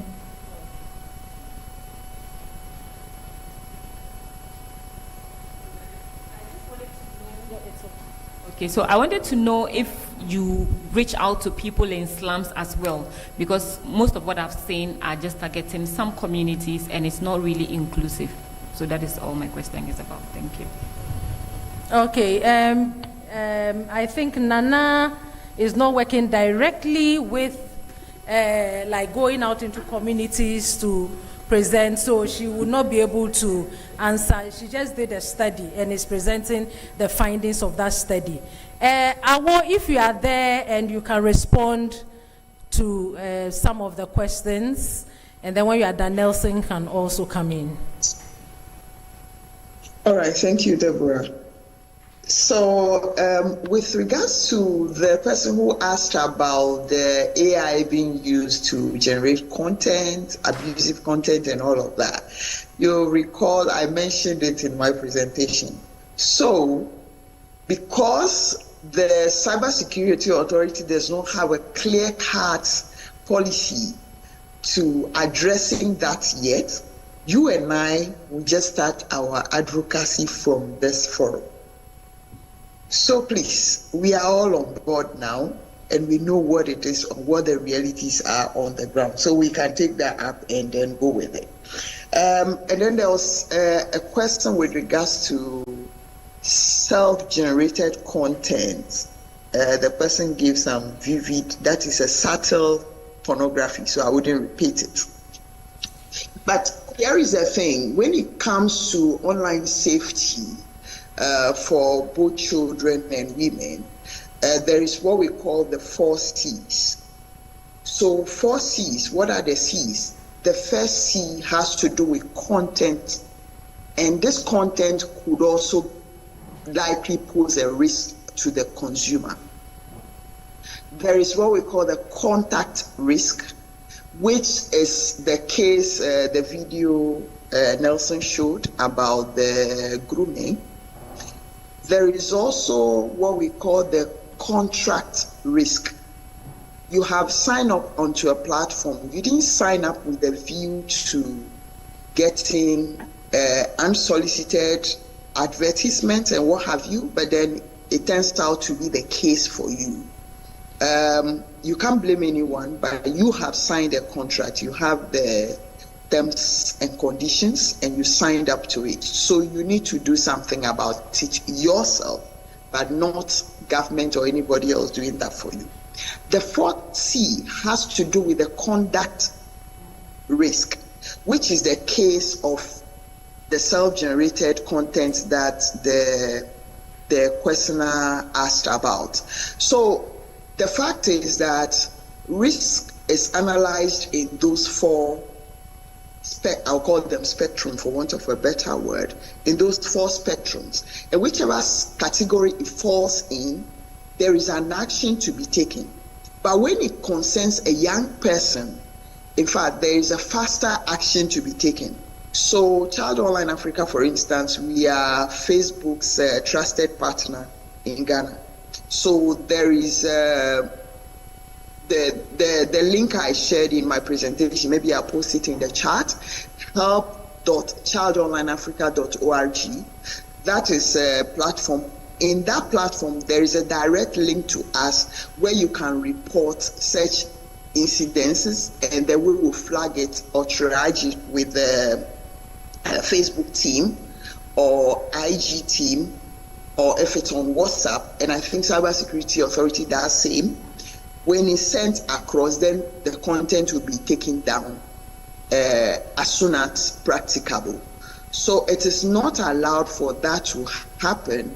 However, like you said, some of the children copy things, and that is what they just apply. It's not to say they are bad children, but as a behavior, they've copied without thinking whether it's good or bad and just advancing it. So we will have to now be proactive enough to start holding such conversations the moment we are giving them devices. Giving a device to a child is an information superhighway. So if you don't do your homework well before you hand it over to the child, making it seem as though you are the rich woman or rich man in town and your children are AI, Y2K compliant and all of that, no, you are exposing them to danger. And then there was this other question about, please, I think I've lost track of that one, but when it comes back, I will speak to that. Thank you. Thank you very much. Please, can we get Deborah, I remember now. Okay, please. I remember. It's about the awareness creation at local level. Okay. So it's open. You could choose to write to us or write to Cybersecurity Authority and call for a session in your community deba, in your school assembly, in your church retreats, what have you, anywhere. Content will be created to meet your peculiar needs. Thank you. Okay, thank you. Nelson, please. All right. So, in respect to the AI, my sister was talking about. So, now that is a dimension the online child sexual exploitation has got into. You have cyber criminals creating.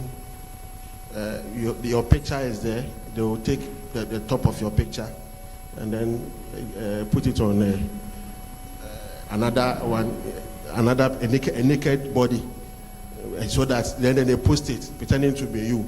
Those things can be. That's where we are going now. And you have.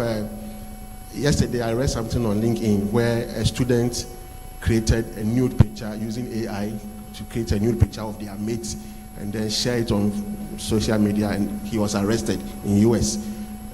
You think that it's not real, it's where it's coming. So it means that we need to strengthen our laws to make sure that we are able to address issue. But thank God. I think I wanted to be sure if it is true, but I have seen it on the internet now that there's a draft policy. There's a draft AI policy now that sits at the Ministry of Communication and Digitalization. So very soon when it is done, it is going through a lot of stakeholder consultation. So if it is done, we're going to have a policy, AI policy in the country that will regulate issues of AI. So I think government is working on that. Okay, so that is that. And there is another one called deepfake. You see, normally it is attached to the presenters or the celebrities. They will be saying something that we think it is them, but the words will be the same, but it's not coming from them. That is where it is going. So we need to also strengthen our laws and then ourselves very well to make sure that we are able to. But when we go out, we tell them that these things exist. So they shouldn't share a lot of pictures. They shouldn't share a lot of information about them, because once you share a lot of information about yourself, that is where they will get those information to use the AI to attack you. You understand? If your informations are not there, they wouldn't get anything to use against you. Okay. And then the junior high schools awareness creation. Yes. So we collaborate with the Ghana Education Service. So sometimes if we're having a big event, we write to the GES to select schools for us to be part of the. Sometimes people also write to us directly that they want to have a session with us, Madam Awo said, and we go with them, we create content and we go in. Even PTAs in most of the schools, they invite us and we go. It is free. You don't pay anything. Just write to us. We are a government agency. Once we are ready, we will come and do it for you. Right. So the schools are sometimes they are not selected by us. The GES do that, and then sometimes the schools themselves also write to us directly that they want to start to have a session with the kids or even the PTA, and we go and we do the training for them. That's what I said. And then the social media awareness too, as well. We also issue a lot of alerts. I don't know if you have been following our website and Facebook, Cybersecurity Authority Ghana, Instagram, we are there, X, we are there, and then LinkedIn. We always issue alerts. There are a lot of alerts that goes around, and we do that. We also put a lot of awareness creation materials there. Even recently, during the election, this school placement system, we issued an alert telling parents that they shouldn't be paying any money on social media for people to get schools for them and those things. So we do a lot of things. So once you follow us, you get all those information. All right. Thank you very much, Nelson. I'm sure up until today, a lot of people did not even know about the Cybersecurity Authority. So it's good that you are here to educate us about your mandate. We'll go online. We have Magdalene and Khadija. So if they can ask their questions, they will come back to, because I see some few hands in here again. So Magdalene, can you please go ahead and ask your question? Okay, thank you very much. Good afternoon. Good afternoon. Yeah, I have indeed been educated a lot, and the presentations have been very, very insightful. And I want to go straight, and even though the question has been asked about the awareness creation, I still want to find out how the child online is reaching the child online, and then the authority, cyber security authority, are reaching very, very rural areas. Because when you go to the very rural areas, you see really, you sometimes think that the people are so poor that they will not, they don't have smartphones to be able to go on dates. But when you go to the very rural areas, you see that, children are using phones, and sometimes even where there are no, the network is weak, you see them on trees trying to catch network and be able to get network and do whatever they are doing. They don't have this information, and it is so alarming. So my question is, how do we reach? We talked about local level, but the local level, is that the real rural areas? Sometimes we forget about them, and then it is getting rotten over there. That is my one question. So I want to think that we should make a deliberate attempt. For instance, Nelson is saying that we can just make a request. If we make a request, for instance, for one rural area in the Upper West or in the Upper East, is the Cybersecurity Authority able to get to this rural area? When you make that request, will they go there to educate the youth or the children about the dangers of this online things that are going on? My last is just ask a question whether the presentations that have been made here will be shared, because I would want to learn, but there's so much information that have been put out. Thank you so much. Thank you, Magdalene. Khadija, please go ahead and ask your question.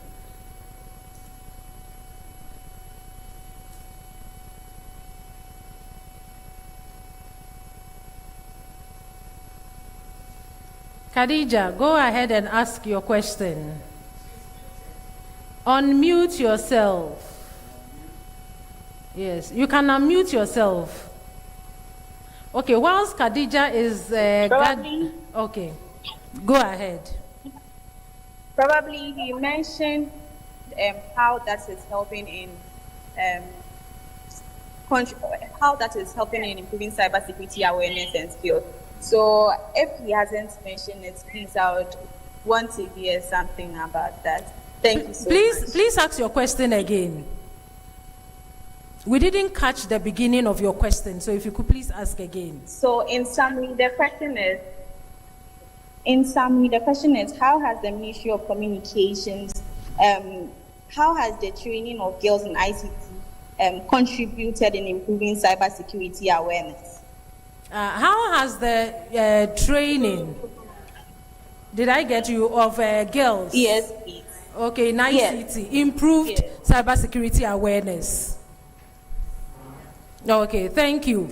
We had some hands in here, so we'll do Susan, we'll do you, and then we'll come to you. So Susan, please, you have the floor. Thank you very much, and thank you once again to the presenters. Now, 3 quick questions. First, when it goes online, how? The second one is.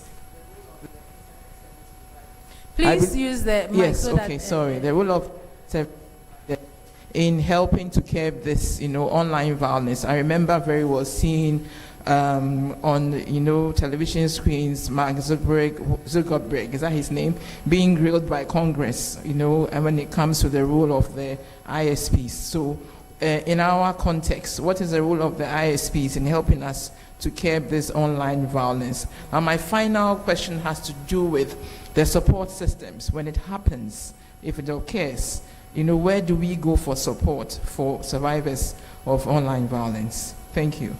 Thank you very much, Susan. So we'll come to you first. Hello. Thank you very much for this opportunity. So my question has to do with parents who have their children on the various social medias in order to get brand deals for them. In this way, they are consenting to their children being online. So what rules or what regulations are readily available to curb that situation, whereby the child doesn't have any image of him or her on the internet, whether the parents have sanctioned that or not?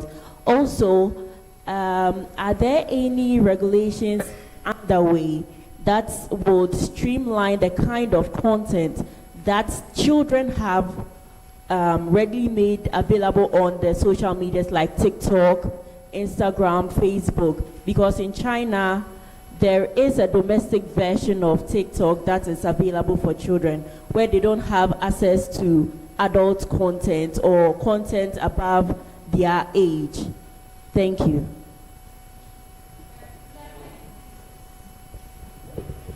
Okay, thank you to all presenters. This is Leblanc from the CSO's forum. My first of all is to actually appreciate the discussion today and also highlight one a documentary I watched from US that had this kind of cyber relationship with a transgender person, and at the day that they met finally, what happened was that the gentleman realized that the woman he was going to date is a transgender, and it ended in a murder situation. So that's how far we can experience it. But my question for the day is that about 4 months back, I encountered one of my organizations with her daughter in a program, and then I asked her what her daughter was doing in the program. And then she said, oh, my daughter has been sacked from school. I said, what happened? And she said, my daughter, she was sacked because she cyber-bullied a colleague in school.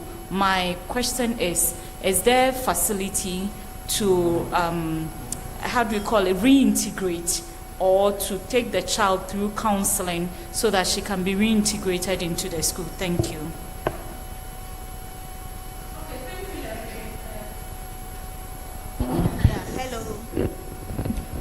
Mine is not really a question but a contribution to Brother Nelson. Brother Nelson, I am a social development officer from LADMA. Yes. So I'm urging you to push for the collaboration because we are into the various communities.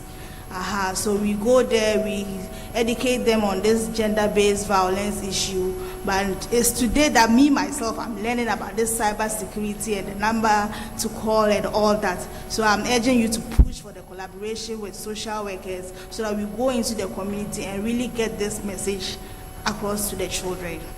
Thank you. Okay, Becky, for the last, then we can get the presenters to respond.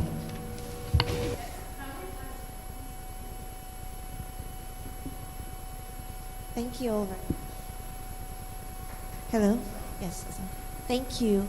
When you started, Nelson, you cited an example about how the female parliamentarians were being attacked.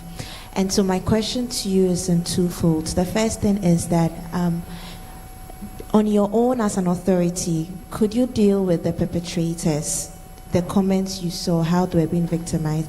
Or do they have to, as victims, do they have to reach out to you? And also, if we don't go to the Cybersecurity Authority, can people directly go to the police and make a report? That's my question.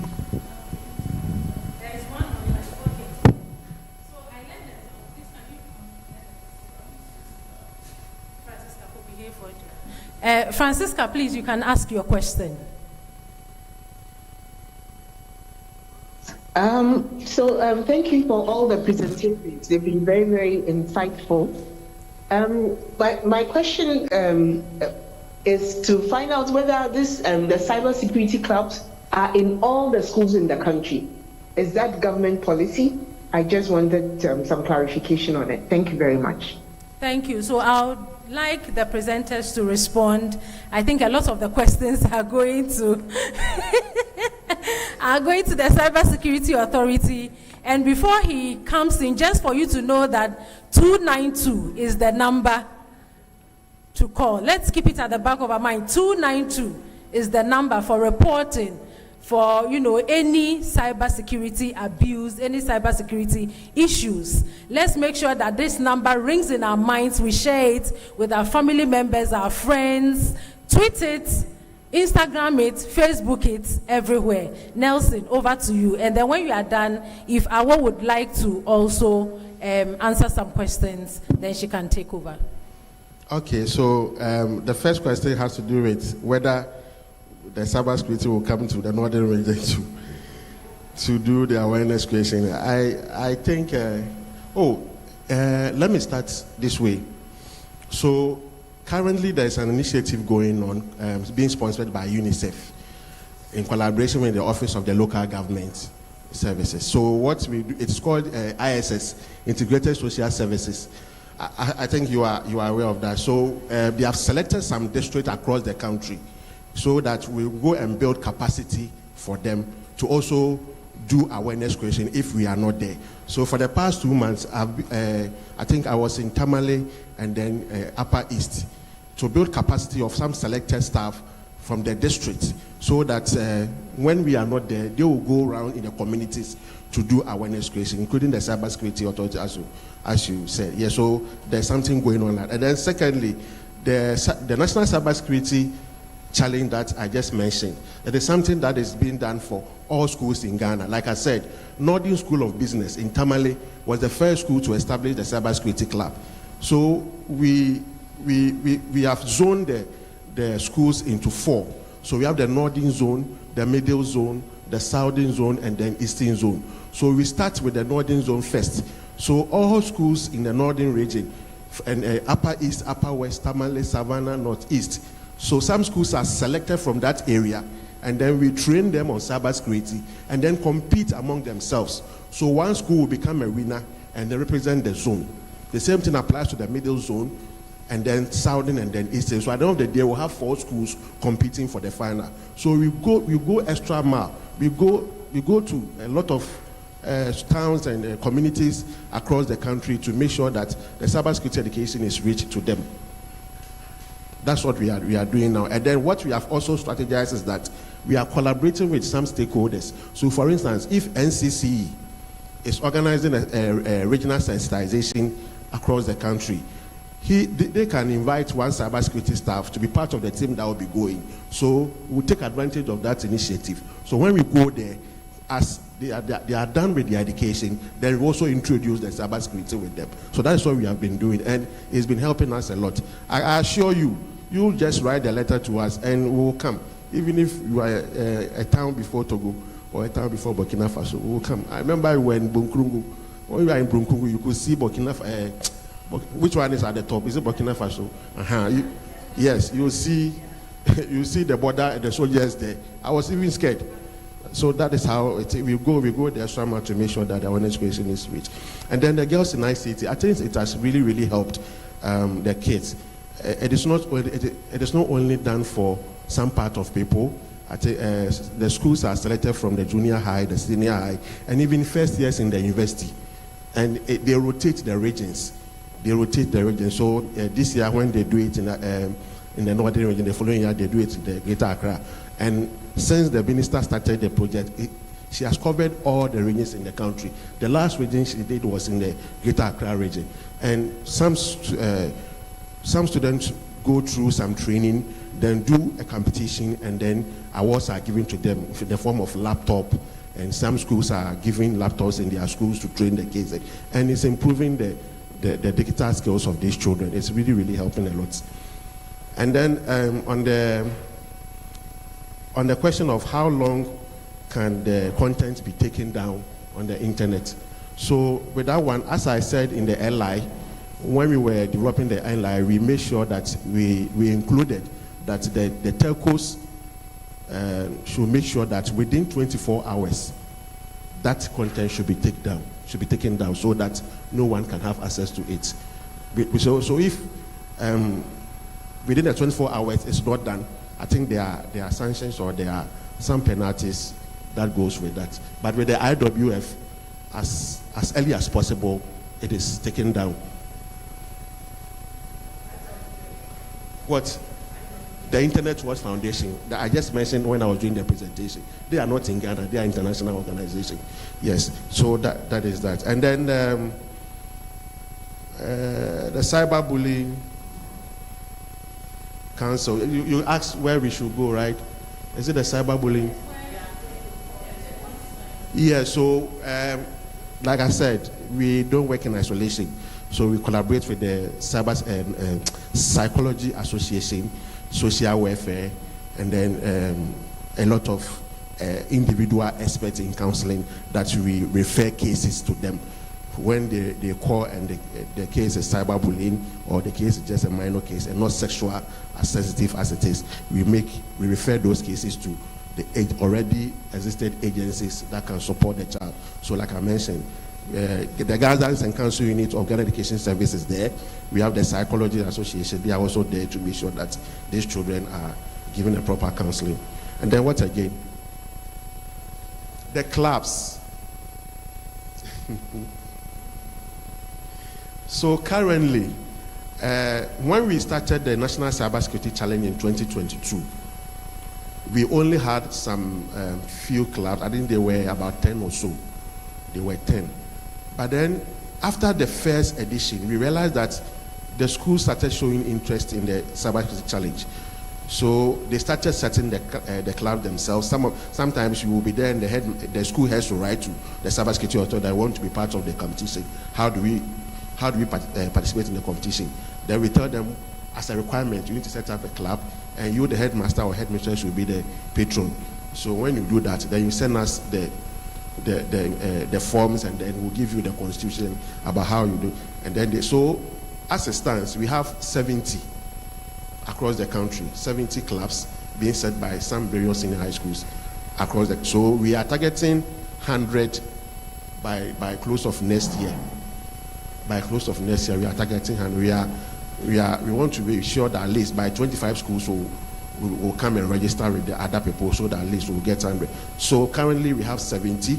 Last year it was 50, and then we had other 20 students coming to be part of it, 20 schools coming to be part, and then we are now 70. So currently we have 70 clubs. That also represents 70 senior high schools who are currently participating in the National Cybersecurity Challenge. Some of them want to set up the club, but they don't have the facilities. And the networks of those schools are not good. Because you need a strong network that will also help us to train you virtually. So if you set up the club and your internet is not good in your place or in your community, we can't handle you. And some of them too, they don't have the computer labs to set up the club. It's one of the requirements. So we are also helping the schools through the government initiative so that the schools can also get computer labs to be able to participate in the challenge. So that's what we are doing. Thank you. Yes, one last question. Hey, it is well. Okay, so hey.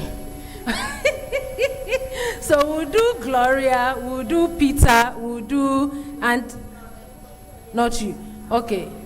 You do it later. Okay, now. I think there was a question in relation to whether we did some takedown for the women who were being bullied online. Yeah. So before the elections, we set up a different system called SET. So any bullying, any misinformation, when they are reported, then we do the takedown quickly.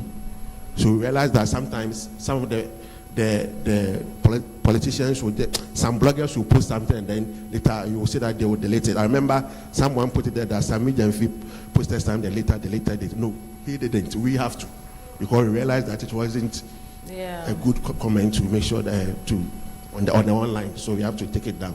So some of them we will collaborate with the national security. Then we do take down. Okay. Yes, so they can also report to us. So when they report to us, then we do it.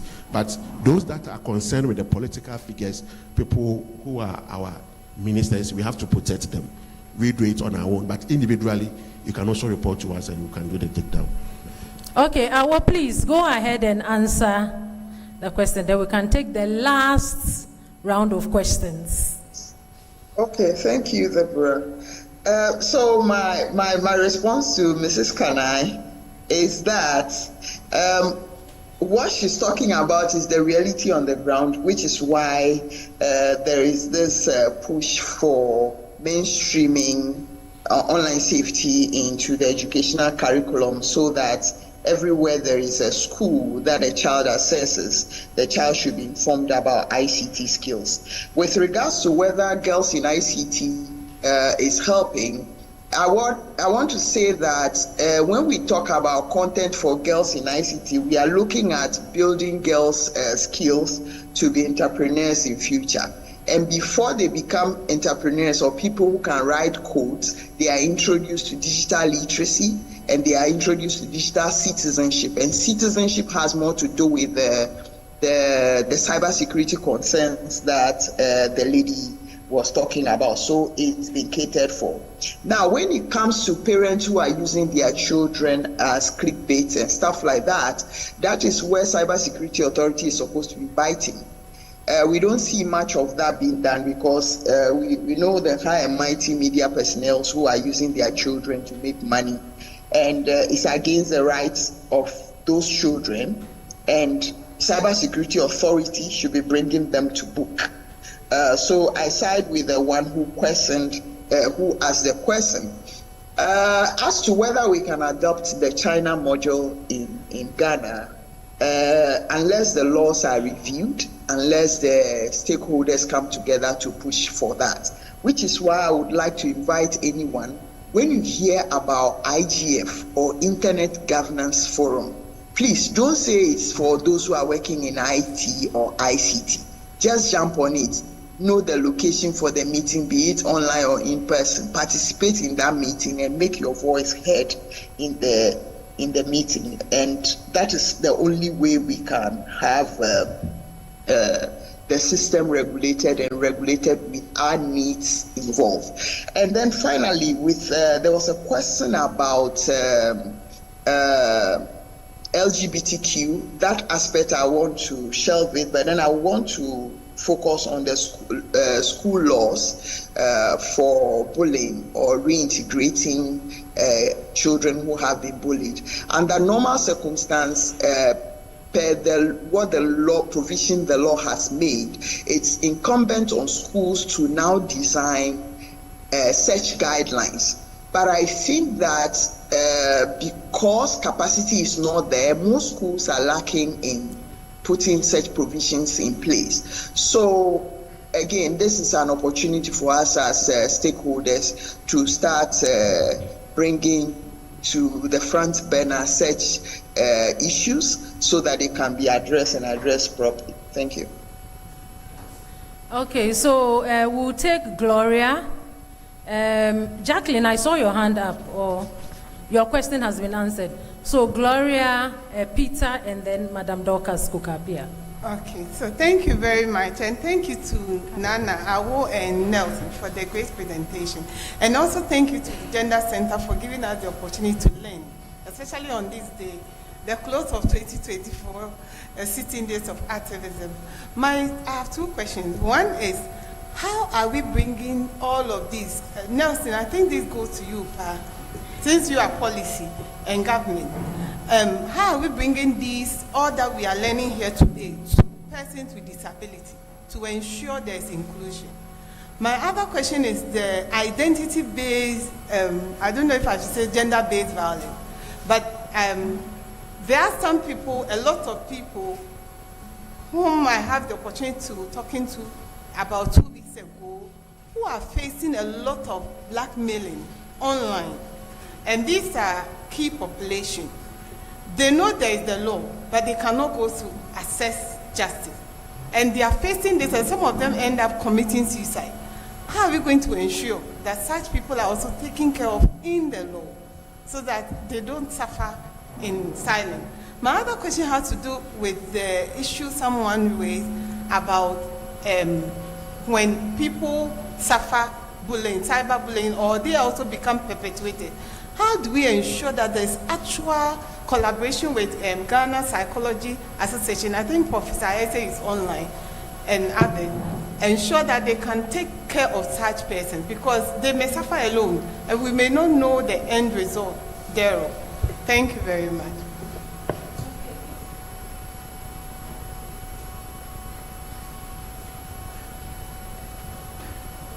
Thank you very much. My question has to do with, in fact, this question goes to Nana with respect to her study.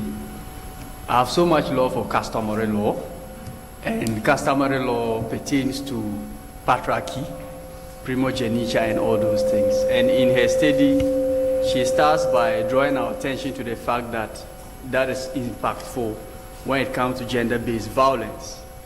So I am seeking an understanding as to the place of patriarchy in online gender-based violence, owing to the fact that we have examples where even men are not left out when it comes to bullying and all those things. And the example that our respected guest has taken us through with respect to OCSEA, for example, you would also realize that it weren't even men only who attacked her. Sometimes it is even women. And if we monitor online abuses, sometimes it is even within the same sex who unleash that violence to women. So I am seeking and understand what is the correlation between traditional gender-based violence and online gender-based violence. What is the correlation? Or is it the case that we would need to properly identify that animal when it comes to online gender-based violence, so that we're able to actually profess solutions. Because if we don't identify that and we import traditional concepts to dealing with gender-based violence, to online gender-based violence, we might not actually get it. And what I'm seeking to understand from her is what in her study did she come across it? Did it cross her mind? So what are the proposals or remedies that we should be thinking around when it comes to looking at patriarchy and the role it does play? That is actually what I'm thinking through. Thank you.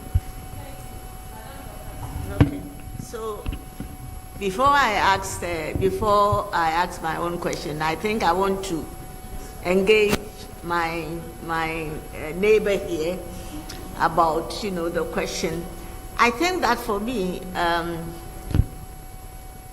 the online gender-based violence, how it manifests is no different from the physical, what the traditional one. The online has just become the avenue, the route through which it is used.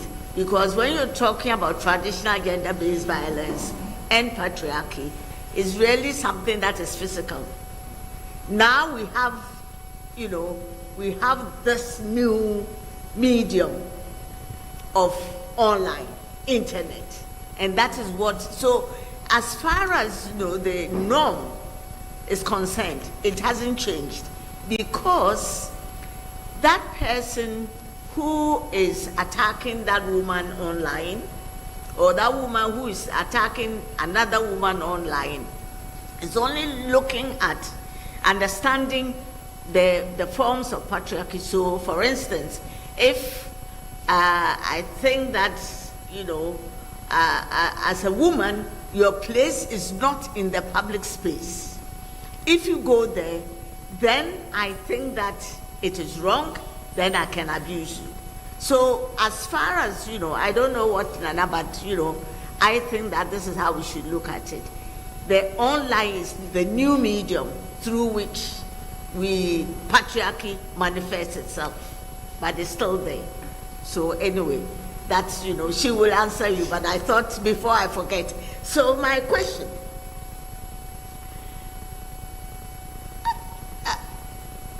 I had not thought much about cybersecurity because, I use the internet,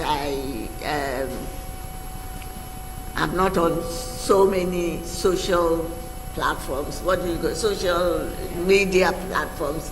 I'm only on WhatsApp.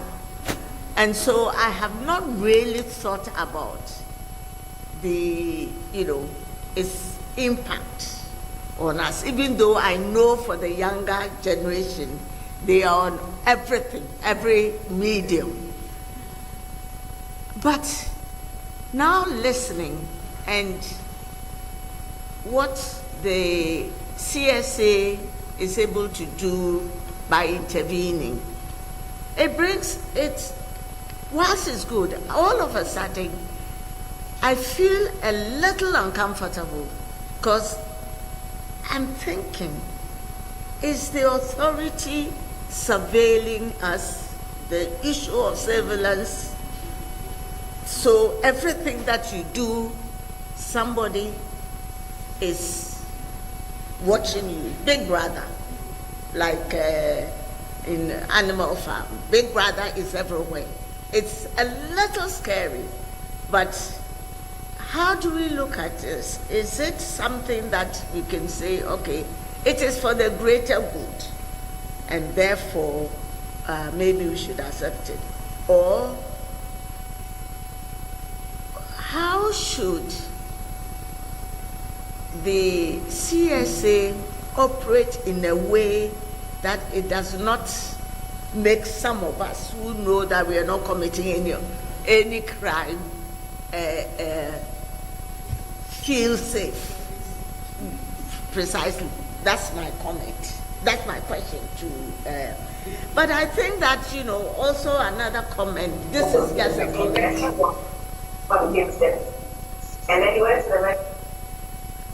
And this again is to the CSA. I noticed in your presentation that you had some collaboration with some CSOs, but I noticed there were not too many. But I think in order that you become more effective, you need to expand the base of your collaboration. And I'm saying this because when we started our work of violence, when we did our study in 1999, there was no organization in this country that was doing violence against women's work. But what we did was to bring people on board, worked with them, trained them, we did our research, and then after the findings, we brought more people on board, trained them, and now, everybody, apart from the work, their core work, if they're doing economic empowerment or whatever, everybody is looking at violence against women as an issue that affects women in everything that they're doing, whether it's in education, whatever. So I think that what I'm saying is, please expand and let more organizations get to know. You will probably not have to support them to do, you just need to give them the training, the capacity building, and they will find a way of incorporating it into the work that they do. So, thank you. There is one last question. Yes, so, okay, then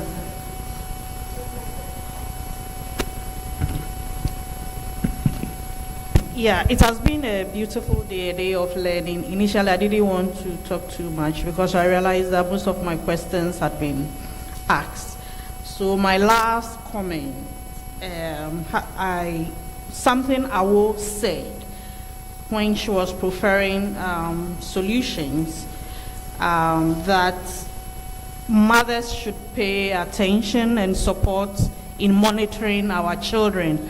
I wanted to just say that the modern mother sometimes is more absent than the fathers. And it was in reaction to what our brother here said about the traditional, gender-based violence. I just want to say that in as much as we would assume that our mothers are more at home, and for that matter should be more available in monitoring how our children are spending their time online, some mothers are more absent than fathers. Some fathers are more present at home than their mothers. Thank you.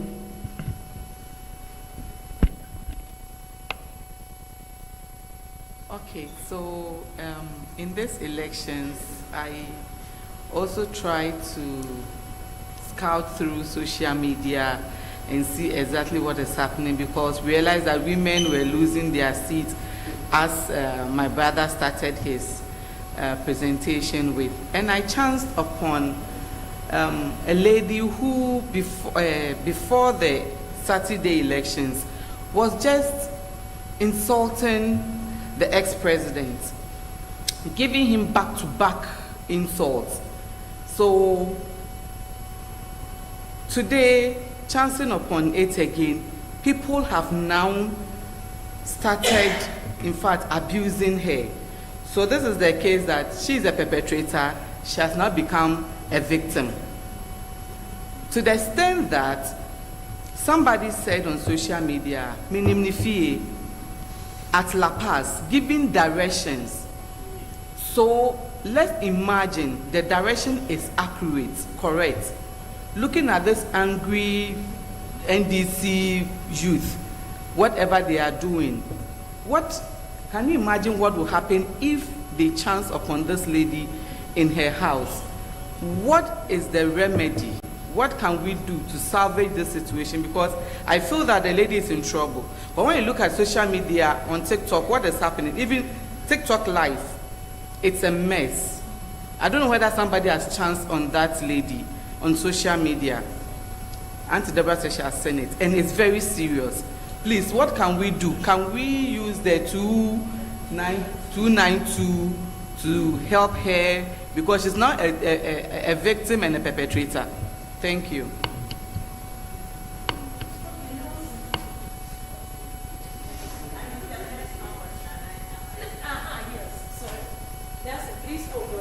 Catch your breath a bit. Catch your breath. Nana, please, there was a question to you from Peter. So if you can address that, and then Awo would come in as well, because there were some questions to her, and then Nelson can wrap up with us with his responses.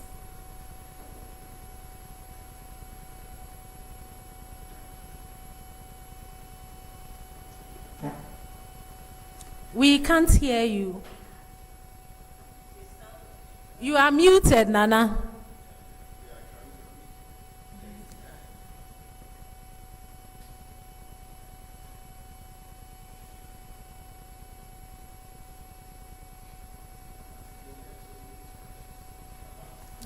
Okay. I wasn't able to unmute. I think it was from my side. So I like what Madam Dorcas mentioned. And the fact is that online gender-based violence is a subset of gender-based violence. And again, on the digital space, it's people that use the digital space, and these people are influenced by our societal idea. It's the same people who are in the society who are now on digital space, and they are doing what they are doing, and it means that they have the same ideas about who a man is, how women should behave. They've taken that same behaviors onto the digital space. So that's why it happens that even though the cyberspace should be an open access where women and men can share their opinions easily, men still want to assert domination over women and what they do on cyberspace. So that's how you see patriarchy play out on our digital space. Then the issue, you mentioned the fact that perpetrators are sometimes women. So the study also showed that there were men were more perpetrators of online gender-based violence, but then there were women who were also perpetrators of online gender-based violence. And they did that to they behave as gatekeepers of patriarchy. So even though they are women, they are there insulting other women. And reasons why they do that, participants mentioned that it's an act of jealousy, it's an act of envy, and that it's like a pull me down attitude. Then you mentioned, I just want to add that perpetrators too, we have different levels of perpetrators. So the primary perpetrator who sends insulting or hate speeches, but then other people who also share this information. People who share this information, people who engage on these hateful comments are also perpetrators in themselves. So, and you also mentioned the fact that men are also bullied online. So when it comes to men being bullied online, it's cyberbullying. And in cyberbullying, it's like hateful remarks that is targeted against any individual. So it doesn't matter whether you're a man or a woman, you are cyberbullied. But when it comes to online gender-based violence, it tends to the fact that your gender is the main reason why you are targeted for such an abuse. So that's the difference. Men are abused, men are bullied, but the one is online gender-based violence. Your gender identity and your gender plays a key role. Thank you very much.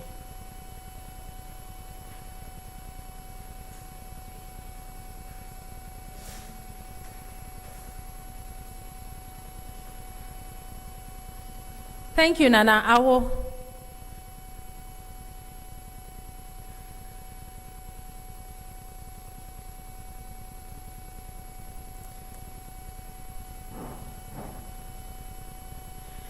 Awo, are you there? Okay, whilst we are waiting for Awo, I was speaking. Okay. But then I was sorry. Okay, so please go ahead. I was saying that with persons with disability, much as we try to engage with them, it's quite an expensive venture. But recently, with the inspiration from Site Savers, it looks like the year coming, we're going to be doing a lot more of engagement with persons with disability. We try to translate some of the safety guides into Braille formats and other relatable formats for persons with disability. But we've not been very strong in that because of the capital. Yes, those of you who work in the field, you know what I'm talking about. So that's about that. And Madam, with regards to mothers, the men are at home, but when it comes to this conversation, in all the spaces we have been, mothers form the majority who are ready to provide the backstopping rather than fathers. We see less daddies in meetings and in trainings than mothers, which is why I said so. So I stand to be corrected. My apologies. And Auntie Margaret, can I please, the presentation will be available. I'll send it to Deborah and she will share it with you. Thank you.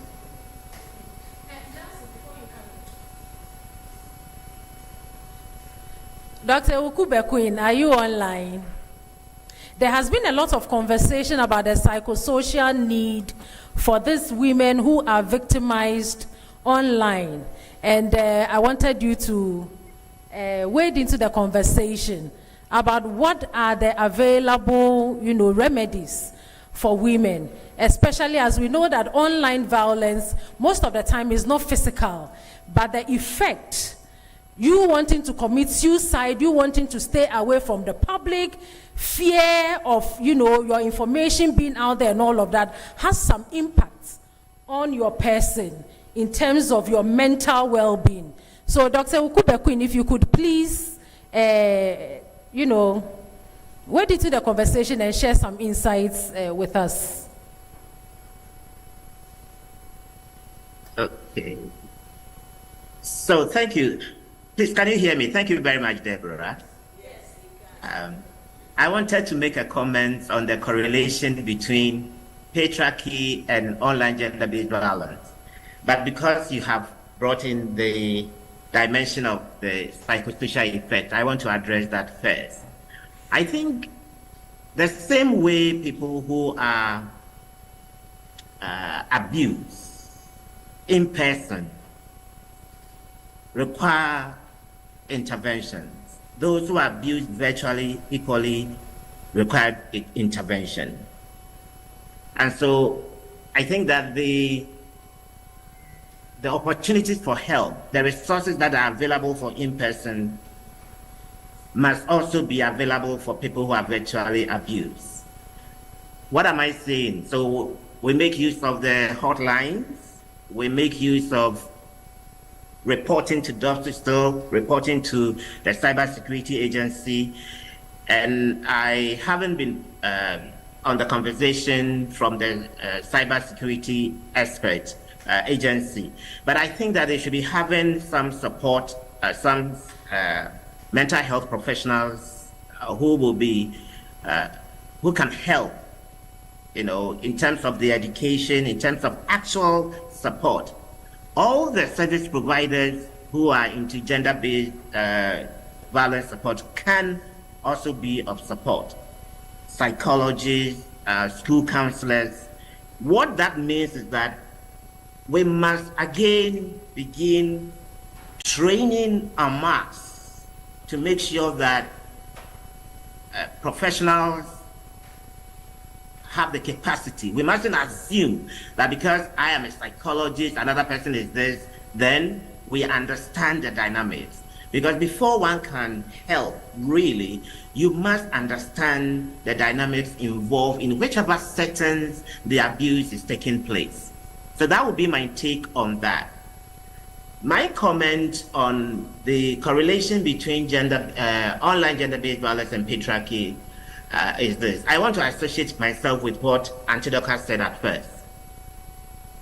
I think when people are socialized, they are socialized within a certain cultural space, which is spatial, okay? So they learn it and they form a certain mindset.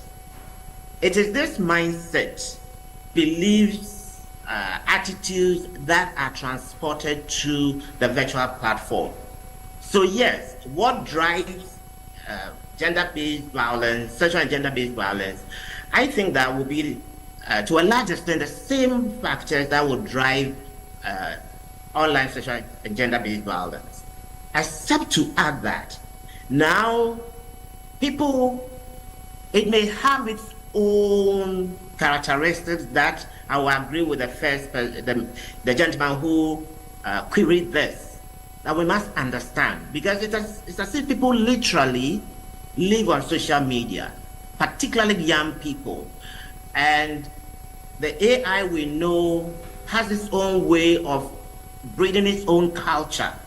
So there may be additional leverages that we need to understand in order to make good sense of the phenomenon we are confronted with so that we can adequately respond. That will be my comment for now. Thank you very much, Deborah. Thank you very much, Dr. Okube-Quinn. So, Nelson, round up nicely for us.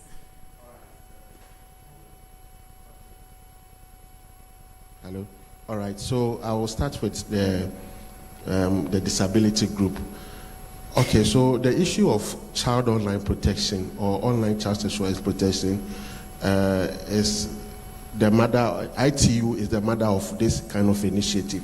So in 2020, they reviewed their guidelines to members of the International Telecommunications Union. That's the full meaning of ITU. So they reviewed their guidelines to members and then asked them to, with the focus of having attention to people with disabilities. So 2020, the guidelines came and asking countries to put measures in place to make sure that their measures also cover the people with disabilities. And for that matter, in the same year, I remember we were reviewing the National Child Online Protection Framework. So during that time, we managed to integrate some aspects of some measures for the people with disability into the framework. So currently, as it stands, the framework has been launched and it has some measures that will deal with people with disability in terms of their activities online in it. So next year we are going to engage them and we'll start see how best we can also address their issues online. So it's in the framework. And then secondly, I always say that when you are addressing the issue of online child sexual exploitation, stakeholder engagement is a key requirement. Government cannot do it alone, so we are always open for collaboration. We are always open for, we don't select anybody or who should be part of the work we do. We are saying that any organization who are concerned with the welfare of children is always invited to work with the Cybersecurity Authority. So we can't discriminate anybody. So we are always available. Our doors are open for collaboration. If you want to collaborate with us, come and let's sit down and see how best we can address child issues. And then third one has to do with whether the lady who is not a victim of cyberbullying should. You see, when we go out and educate people, we always ask them not to share their sensitive pictures on social media. Now, the lady now has her face, right? A picture there. And that's how come people got to know her and know where she stays. Probably if you go deeper into her profile, you will see other information there. And we always tell not to put real information there.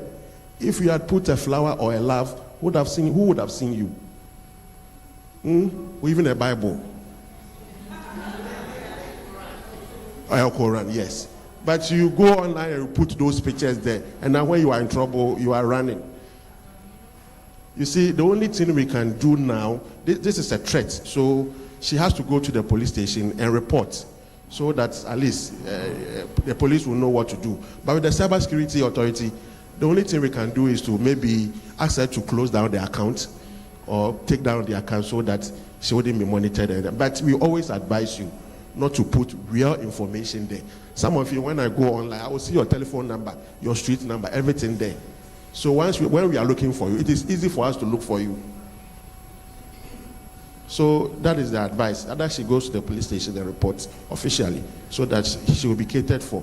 But for us, the only thing we can do is to maybe close down the accounts so that she will not be monitored and online at that time. But once she has her face and everything there, I mean, like I said, if she had put flower, even a bag or even shoe, no one would have known her where she's coming from or the face.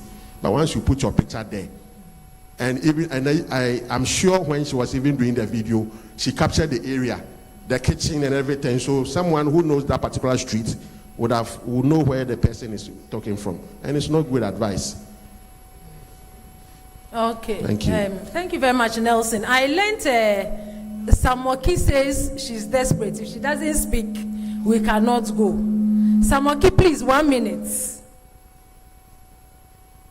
Hey, Debbie. Okay, thank you. I wanted to add a little, and there's a question. I know this thing doesn't tie directly into gender-based violence, but I wanted us to also look at the fact that nowadays social media is creating some sort of lack of confidence in especially young girls.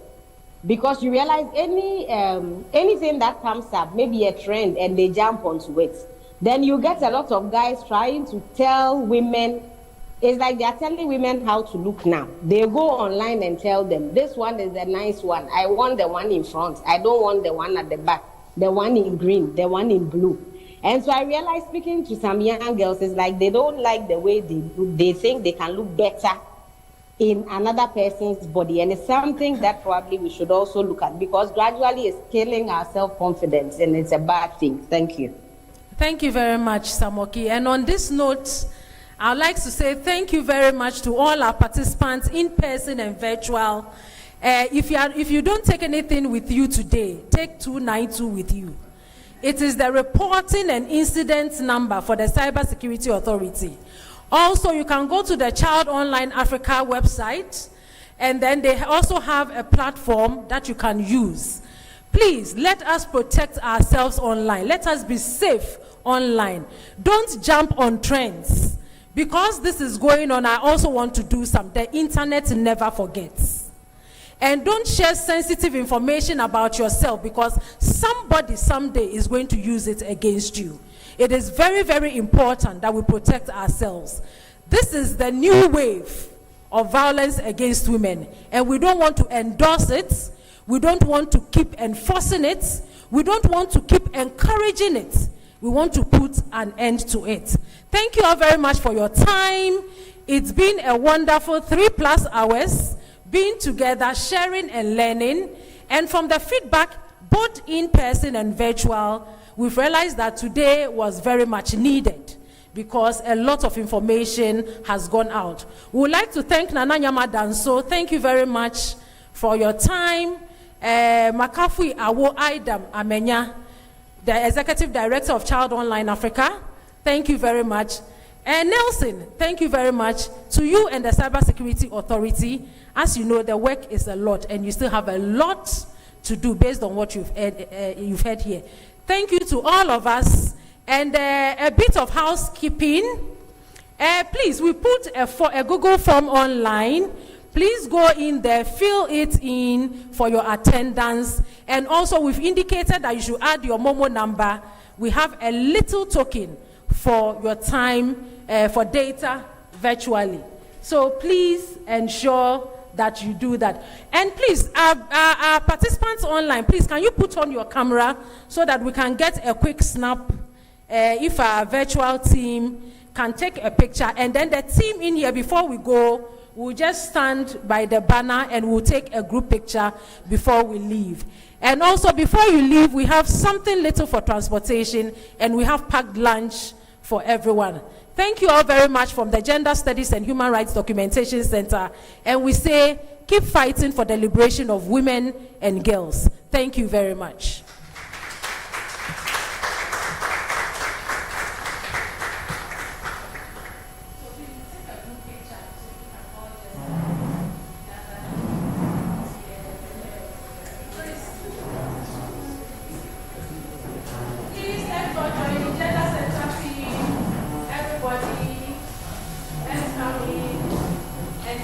picture. Madam Gloria, she knows how to arrange the picture very well. At this point, I'll call on Gloria to come and use their photo skills to get us well arranged. Yes.